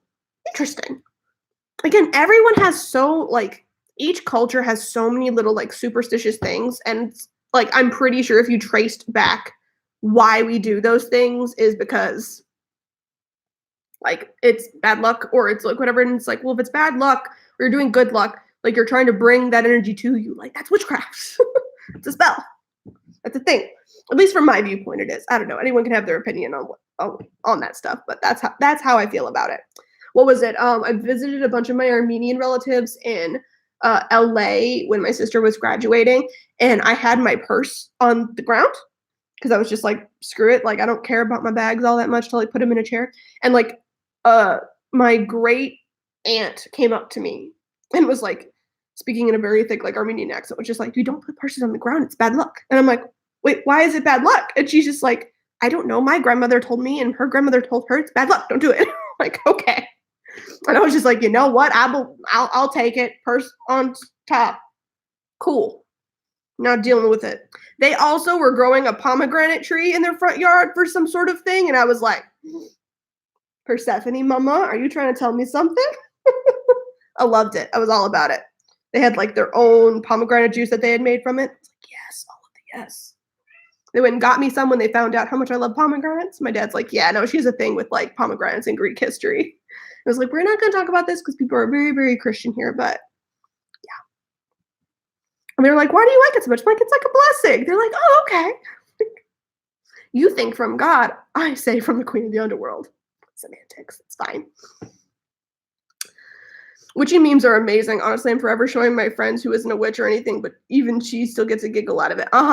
What was it? The one that was on Instagram where I sent it to my dad because he's so funny. He calls what I do in my when I'm at my altar concoctions. I'm making concoctions.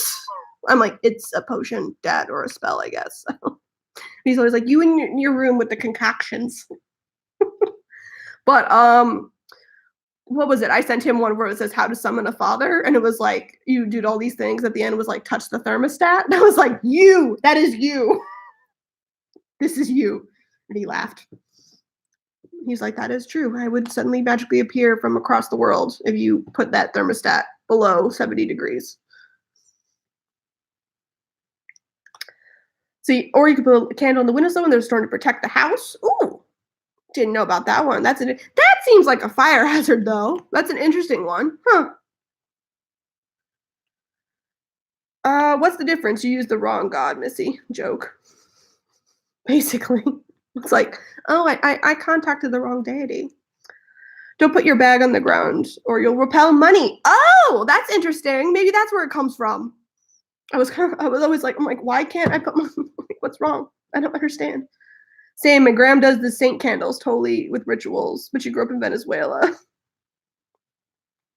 I wish there was some lesser known superstitions according where they come from. My family's Puerto Rican, and we have a couple of superstitions like if you don't wash your feet before you'll go to bed, you'll have nightmares. Like there's something with that, right? Like you're just like, why? Like every time someone says like that to me now, like I will spend like an hour on Google or Wikipedia being like the origins of this culture, blah, blah, blah. Like tell me. I want to know where it came from because if you trace it back, witchcraft probably started with something pagan or witchcraft. Have you read Women Who Run with the Wolves? Is really good and very thought-provoking. Oh yeah, I read that book. God, how long ago now? Several years ago. I've read it a couple of times. I haven't read it in like the last like 5 years. It was a book that was assigned to us in college, and then I read it again because it interested me as I got more into spirituality and stuff. So saints are good, but as separate spirits, I find them a bit of a hassle because you need to establish a relationship with each you work with, and I need a lot of stuff done. Yeah.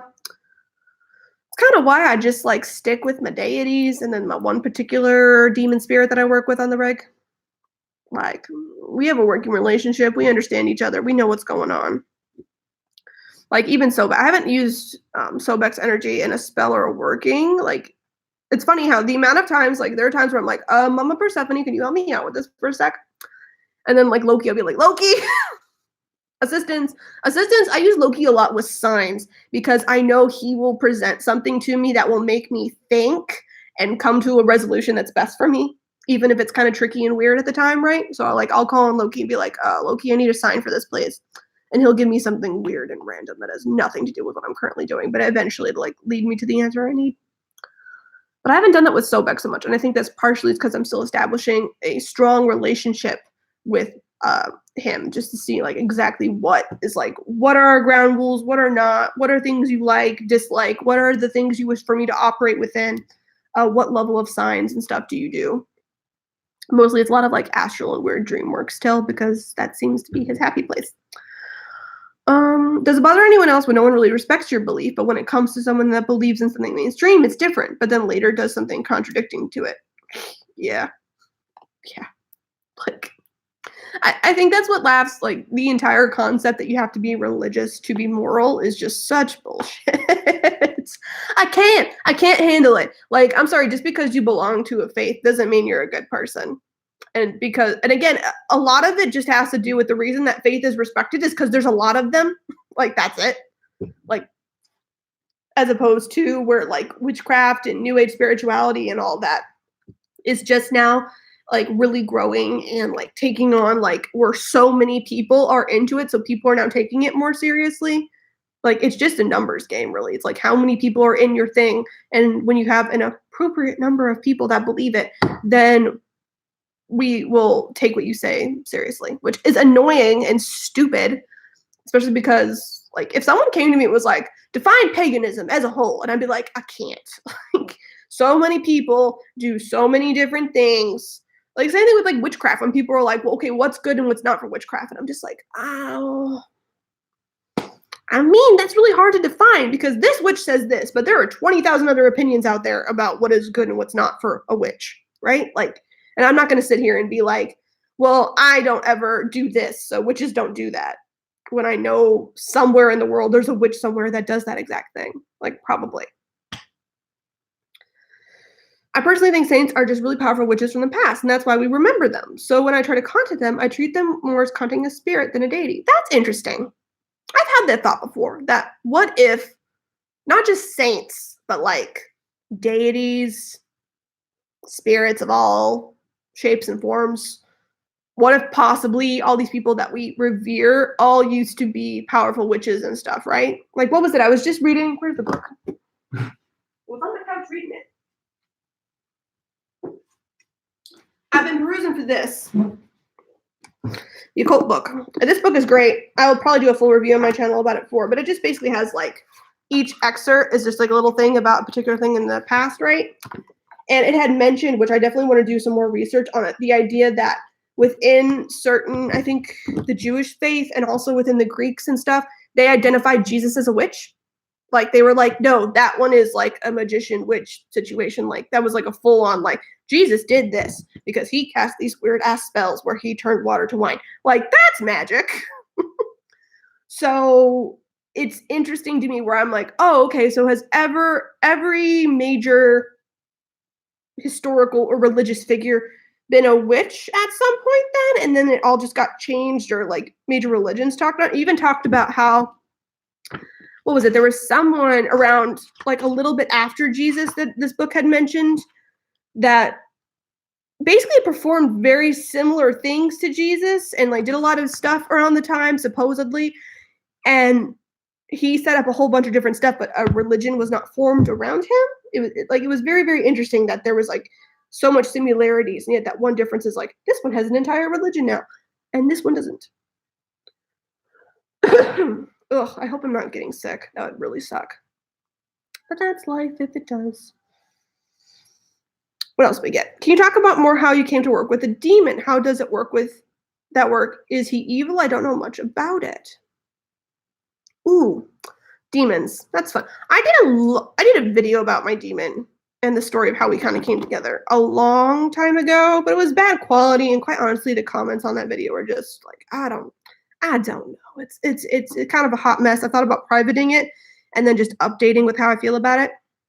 So for me, I do not believe that any spirit, entity, anything is inherently evil or quote unquote negative in any sense, right? Like, everything has its gives and its takes. And there are a lot of things that we as people and as a society kind of like throw the baby out with the bathwater, right?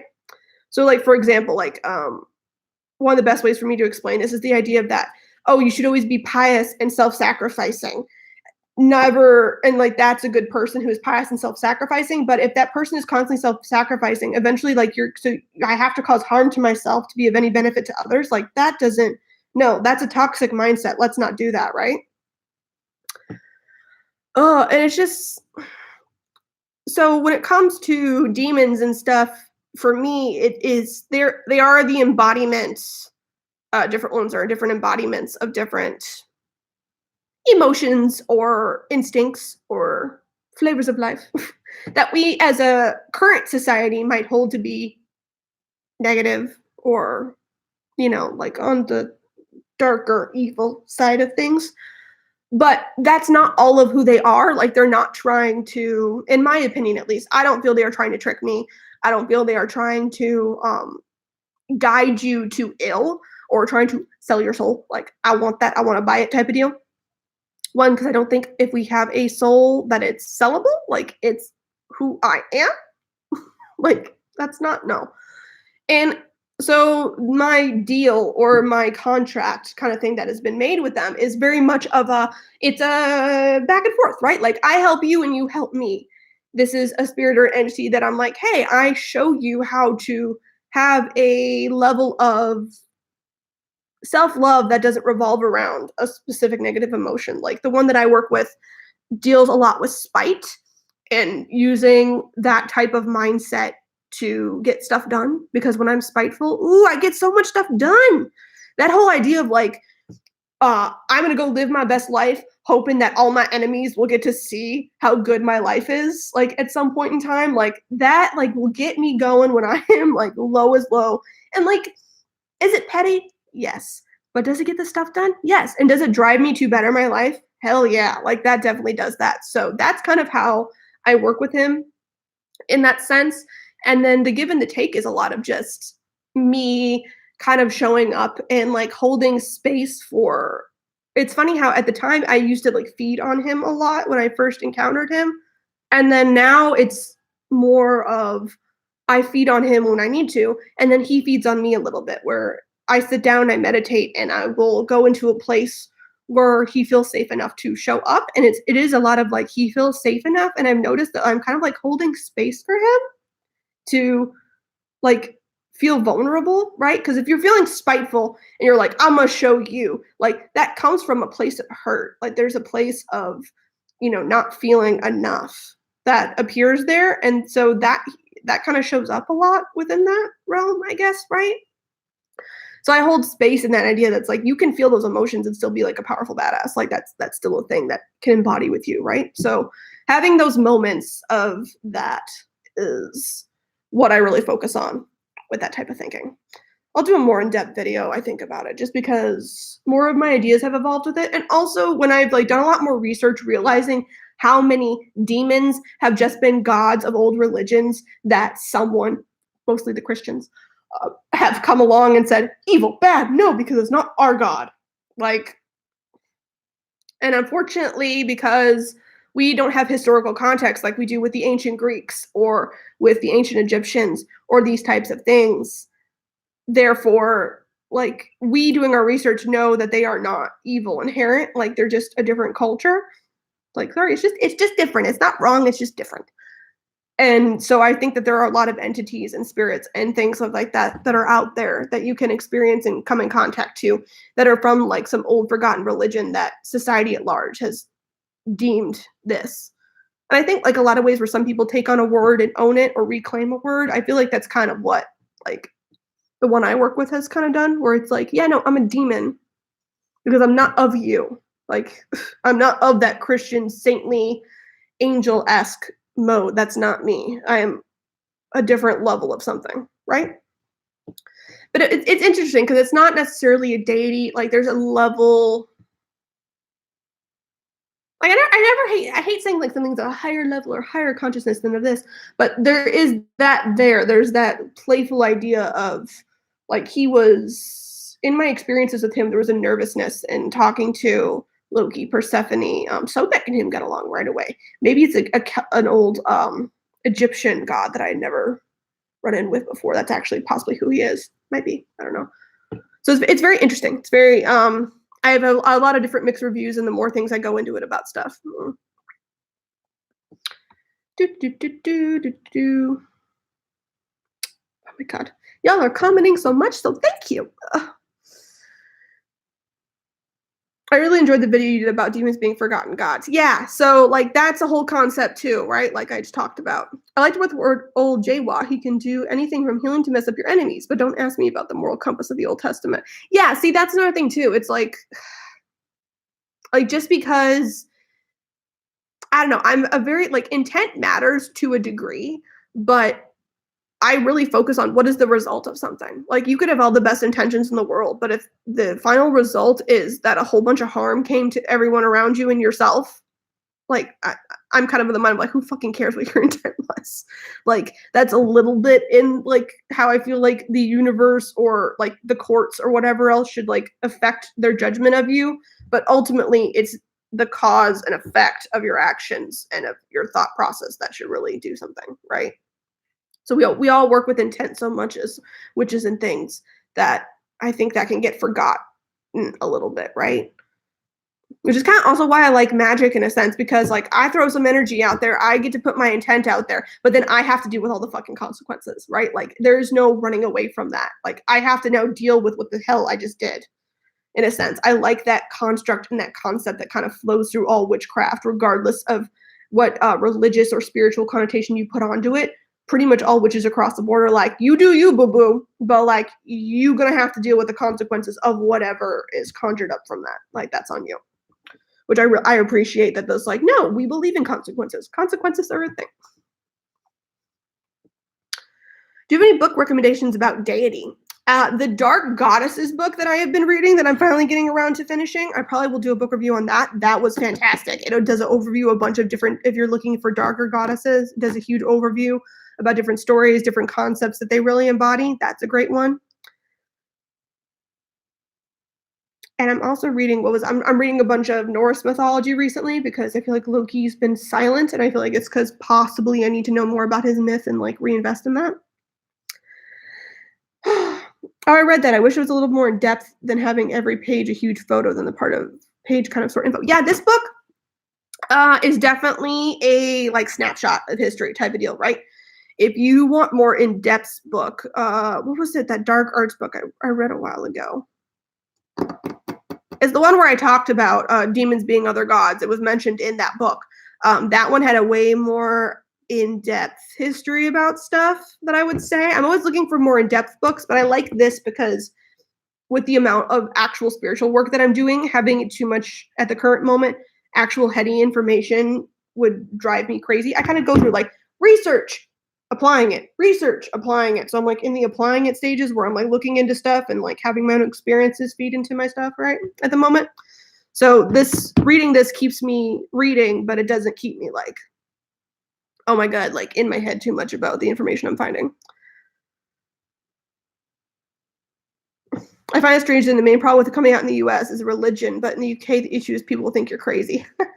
Yeah, we're real like the Puritans came over and fucked shit up for us. So like that's kind of just always in our foundation. Like I love that people kind of forget that it's like, yeah, we have a melting pot that happened, but like the basis after the start of like the white America, because poor Native Americans, like, they got such a shit deal with us.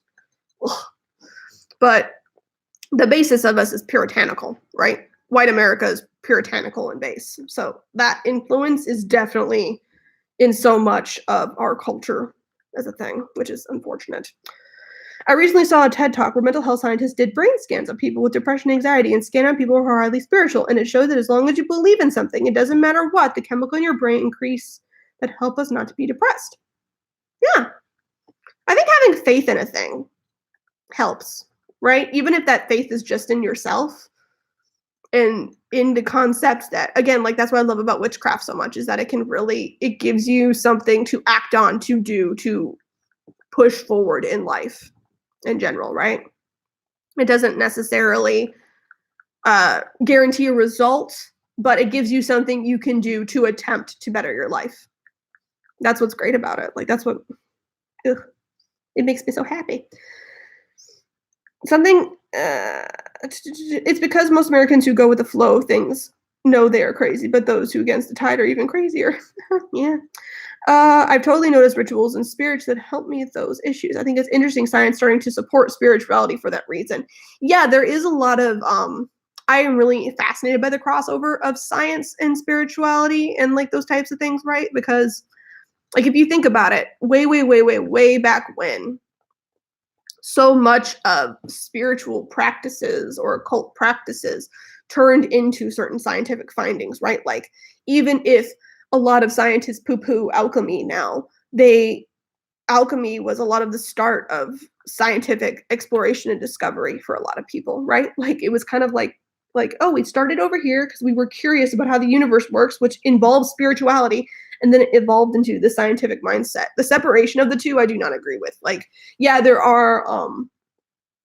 can be different camps with that agree that like no, nothing from science, everything from just my book.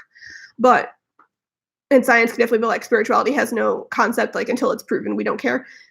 But there is a lot of crossover, and like that's where my happy place is. Like I love looking into scientific theory and like spirituality and like seeing how these two could apply and interweave. Like what spiritual things could we be tapping into that actually can be explained later by science in a really cool and awesome way. Like the whole fact that like science is like, yeah, multiple dimensions, that's probably a thing. Like cool, all right, awesome. Like ugh, I love it. See, I hardly hear the toxic mindset comment. I don't remember what comment that was, but yay. What else are we doing?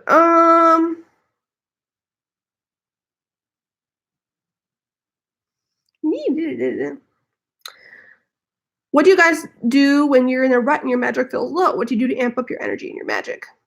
Oh, I wallow. I hate wallowing, but I do it. I also go down to a lot of the basics. Again, if I am feeling like fuck, nothing's working and life is just I took a lot of time at my altar. I did a lot of just meditating with my deities. I tried to focus on like the energy flowing through my system a lot more than me just attempting to exert my magic outwards. I try to draw a lot more energy in and kind of like I feel like I'm charging up a battery, like I'm charging up my magical abilities. That seemed to help, and then eventually I was like, whew.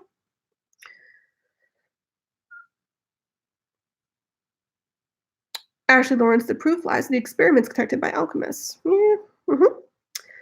Melanie McCoy. I know I'm asking a million questions, but I've never been able to chat about this stuff. That's cool. That's the whole reason I have chats like this. And I came on here with no actual topic to talk about. So questions are great because it actually keeps me on a thing.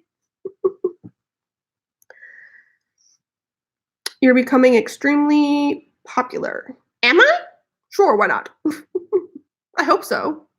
Like, it's always nice to know it's like, oh, I'm feeling validated. Like, it's a little ego stroking. A little ego stroking every once in a while is fine. What do you think about working with dream guides? Clarify that, Raven, if you wouldn't mind. I hope I'm saying that right. Raven? It looks like Raven. It just is spelled fancily. Melody McCoy says, thanks, guys. Sometimes it feels so far away when you get stuck in the mundane world. It can. God, it is. I think that's like a lot of the reason so much of us come to this stuff, right? Is because we're like, the mundane ain't doing it for me. Like, I need something else to like keep the spirit of life alive and to make it feel better, right? But I think it's also important to realize like things like do ebb and flow, and just doing it as best you can to tap into stuff. Also finding little magical things in the mundane, right? Like I put cinnamon in my coffee. This is now sad, cold coffee. But I put cinnamon in my coffee and I look into all the magical benefits of cinnamon and know that each element of the things in the world around us all hold a magical energy in them, regardless. Like at least that's what I believe.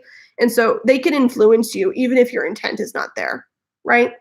And if you're feeling an emotion, I also don't think that you have to have all positivity all the time when you're doing a spell. Like sometimes if you're feeling like a one emotion, it can be put into an object or put into a thing or like recycled through and cast out into the world as a different type of intention. Like energy can evolve and move in that way. It doesn't have to all be like to get positive things in life, I must be feeling positively when I'm doing the spell. Melody, when my energy is low, I affected my magic. I ask another witch to assist in a spell or ask them to place energy in a crystal or amulet that I can use performing the spell. That's another thing, drawing another witch's energy, holding space, you know? One thing I did put up, because I was, experimenting with technology magic, was some people said they felt an effect. Some people were like, I don't know. this is, I don't know if this did anything for me, is I did a self-love spell, which in the form of a video. So the video itself is a spell. So you can go check that out. Maybe that'll help you a little bit. I don't know if the magic will entertain her right. So the entire video was filmed, edited, like all of it was done in one. It was not the first time, but it's been a long time since I've cast a circle and a spell, but I wanted it to be so contained so that all the energy would like go into my computer and like actually make the spell happen. So like I cast a circle, I did sacred space. I didn't call into any of my deities or my spirit I work with because I didn't know if anyone would want their energy influencing with it. So it's all just my energy and then elemental energy into the video. So I tried that out to see if it would help people out or not. If they watch, all you have to do is watch the video. You can comment on it to put your own imbuing into it, but hopefully that'll send you some of my energy all contained in with the video. Let's see. Oh goodness, the comments are scrolling weird again.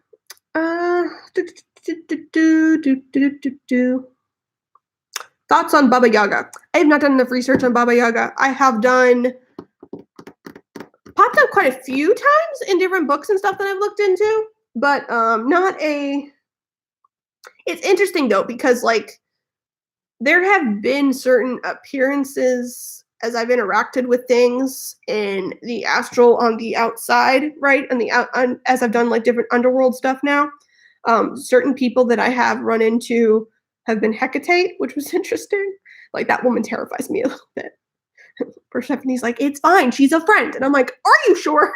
Like, I feel like that puppy's growling at me. Like, I don't know. Like, so I definitely, like, there was an intimidation factor there. And then there was definitely some old woman who appeared I definitely recognized it as like a deity, a spirit guide, something. Could have been Baba Yaga. I don't know. Like, I feel like the whole point of like venturing out into the astral beyond the inner astral that I have in myself, I knew it was going to be like me interacting with other things that I naturally haven't called to me or maybe even want to work with, but possibly, maybe I have interactions. I'd have to do more research though to know. Thoughts on sacred geometry? It's a thing. It's a great thing. It's a thing I've done very little research on. Anything to do with math and geometry, like it interests me, but again, it's one of those things that makes my head hurt. And I'm currently dealing with astrology, and that makes my head hurt enough for right now.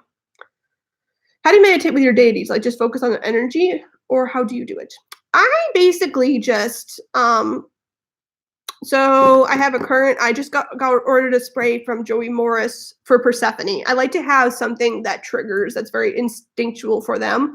So there is there's like Viking music that I listen to tap into Loki. For Persephone, I always like floral smells since that was kind of like my key into going with her. And then there's always a lot of water that happens with Sobek, whether it's just I drink a bunch of water or I like sit out in the rain, or maybe I'll get into a sacred bath because crocodile always in the water. And swamps are just a thing with him and me for some reason. I don't know. But basically I just get into a very deep meditative astral state. And in my mind, I'm just standing in a place that is all black a lot of times. And if I'm going on a specific journey with them, I let them do the guiding. So in my mind, I'm like standing in a place that is entirely encompassed in darkness. And then I'm just like, hey, you. So I'll like call Sobek, Loki, Persephone, whoever. Do you have something to show me? And it can take a minute, or sometimes it won't take all that long. And then whatever's the first flashes of something that's coming in my mind, normally I will lead into a journey with them. That's kind of how I do it. Having triggers work well with them. And then otherwise connecting with deities, I pretty much like with Loki, I just am like, hey Loki, sign please in the mundane. Please and thank you. Show me something. And then something very weird will happen normally within like the hour. And I'm like, well, what the hell does that mean? Great. Something else to analyze. Ugh. What do you think? What are your thoughts about thoughts? Thoughts about thoughts? Like the power they have or all that thing? I know, I think our thoughts do a lot more than we think they do, but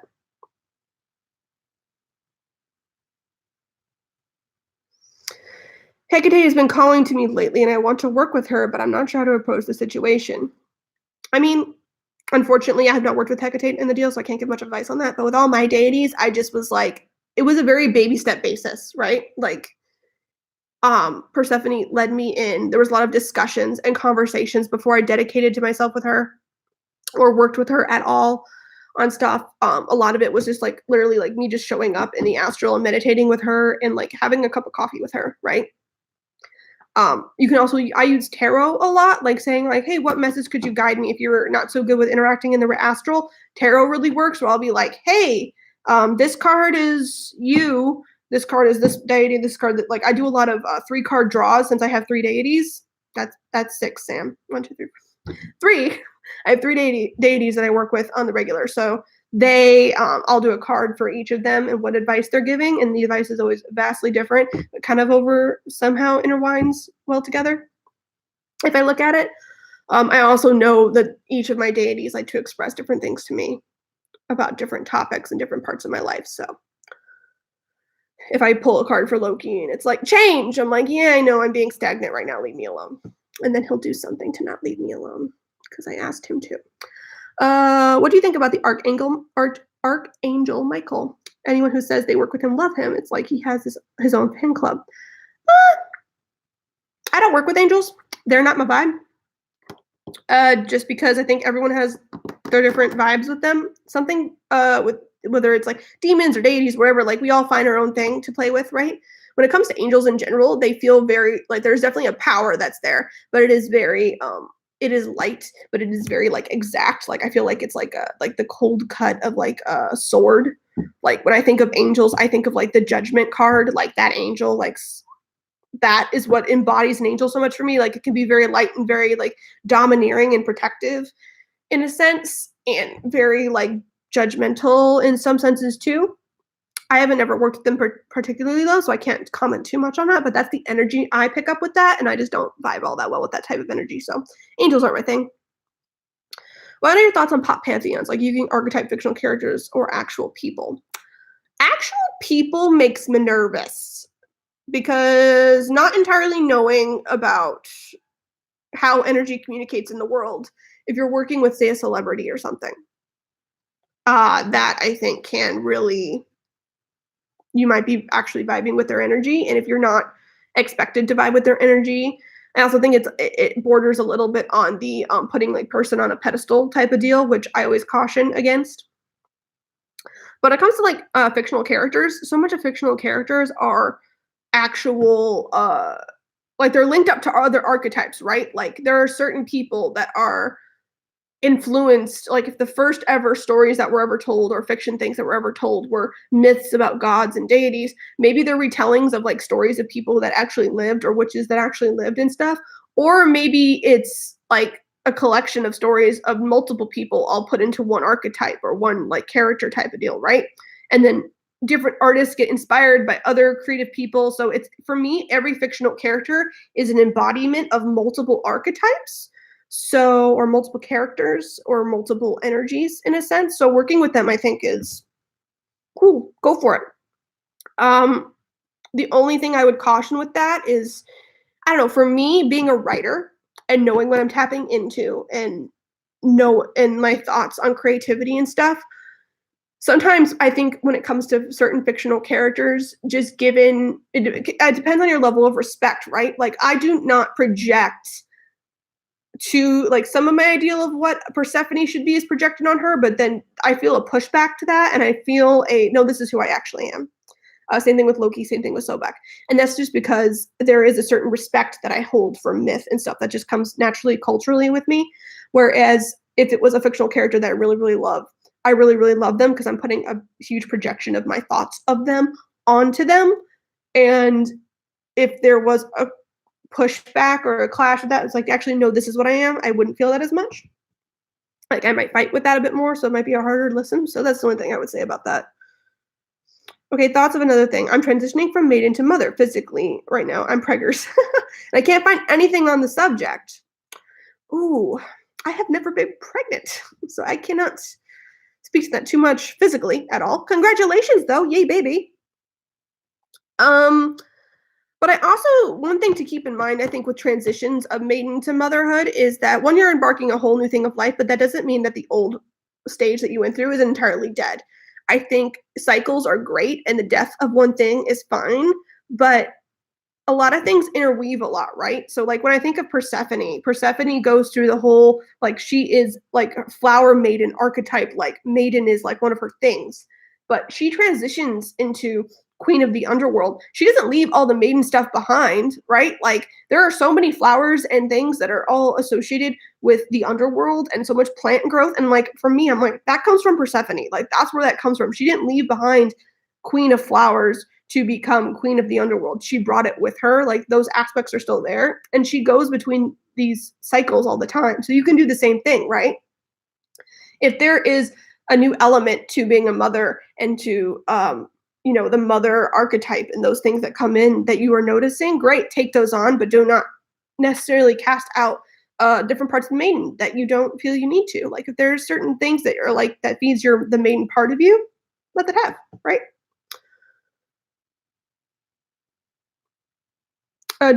Juniper Gray has some great thoughts about Archangel Michael.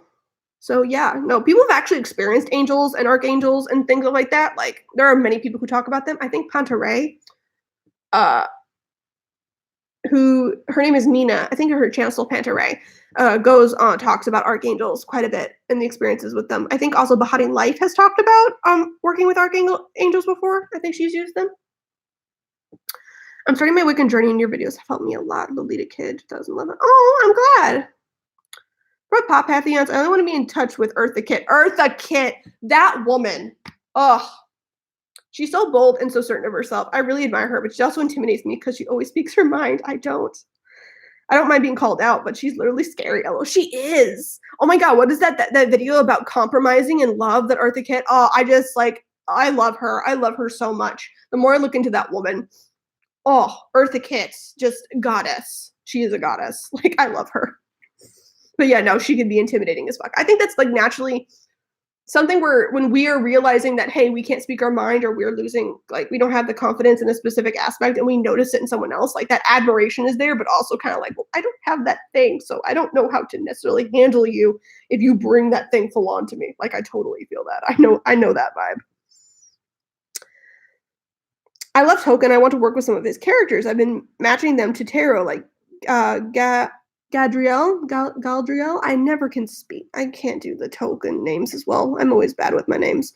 As a high priestess, Agorn is the emperor, and so on. Ooh, that'd be interesting. I mean, y'all, whatever works for y'all, go for it, right? Like there are times too where Loki, and this is interesting. I work with Loki and he's a shapeshifter, right? And he will shapeshift into certain characters that I am like full on with, right? Like he will like I'll get obsessed with certain shows or something and I'm like, why am I obsessed with this? Like why is this like Dexter fascinates me a lot, just like the entire like thinking of like a psychopath doing something good and being a serial killer and those things like that fascinates me a lot. And so like I remember one journey I took with Loki, like he was Dexter and I'm like, are you gonna murder me now? Like, what's about to happen here? Like I don't understand. But he was trying to speak a very specific lesson that he used a character that fascinated me to speak that lesson through. Like he does that a lot. He'll take on a fictional character. What's another character he's taken on? Klaus from the Vampire Diaries, he took that on. A lot of psychopath killer things. Interesting, Sam. That's something to analyze later. Who else did he take on? He took on another one too. What was it? Oh, the main girl from Penny Dreadful.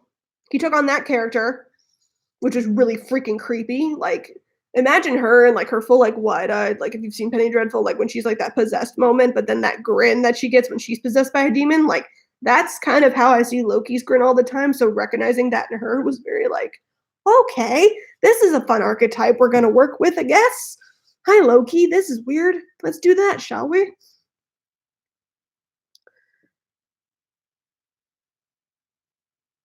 My dog is chasing her tail, keeps falling over. LOL. I love when animals are just being weird. It's starting to rain here again. I'm so excited. Yes. It's been like nonstop raining on and off again for like a week. Nonstop, on and off again. That's a contradiction, Sam. Oh well. I've always felt connected to the Greek god Athena and the Greek god Ares, Egyptian god Ra. Awesome sauce. Dude, do your research, try to connect with them on the astral, all that stuff.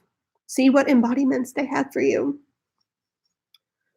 That's really nothing weird. Loki did take the form of a female horse. I know. Isn't that the truth? Like, he just does things all the time to like, and like, I never, like, in my head, I'm like, that shouldn't creep you out as much as it does. But like, something about what he's trying to embody to like show me, like, always kind of freaks me out a bit, right? Like, that understanding of, like, what was it? There was, at the very end, spoiler alerts, anyone's not going to watch Penny Dreadful, but there's this point where the main character goes to see if she can be exorcised to get the demon out of her, and someone asks her, is that what you really want? Because then you would be normal like everybody else. You would no longer be special. And the look on her face of indecision with that, and like, I'm assuming she didn't go through with it, because clearly she's still being possessed later on, or still dealing with some sort of weird spirit god thing later on in the show that I've gotten to so far. And like, that was the phrase that was uttered out of her mouth when Loki was taking on that form in the astral for me. And it was just like, oh God, that's very like, you know, the concept of you using your negative faults as a way to feel special in the world. Like, only I am this way. I won't give up my negativity because how I am negative makes me special compared to everybody else. Like, that was like, oh, that's a shadow and an uncomfortable thing. That's what Loki does. He makes me confront that shit. Anyway, guys, I've been live now for 2 hours, talking and chatting away. It has been absolutely lovely. I hope you guys are enjoying YouTuber so far. I am going to be editing a whole bunch more videos today for all of you guys. Thank you so much for commenting and being so awesome in the comment section. You have been great. And I hope you all have a lovely Saturday. More coffee I will be making soon so I can have actually warm coffee as it is raining and lovely. I might go sit outside for a bit in the rain with a hot cup of coffee before I get to editing. That'll make the life great, right? And I will see y'all tomorrow, I guess, because YouTuber. There will be a video that is live. Oh, also, Monday will mark 2 weeks for the giveaway that I did. So at that point, if you had entered into the giveaway, go and check the comments, and because I will have pinned the person that has won and commented under below, and then I will also announce it on my Instagram if you follow me there. So I'll see y'all later. Bye-bye.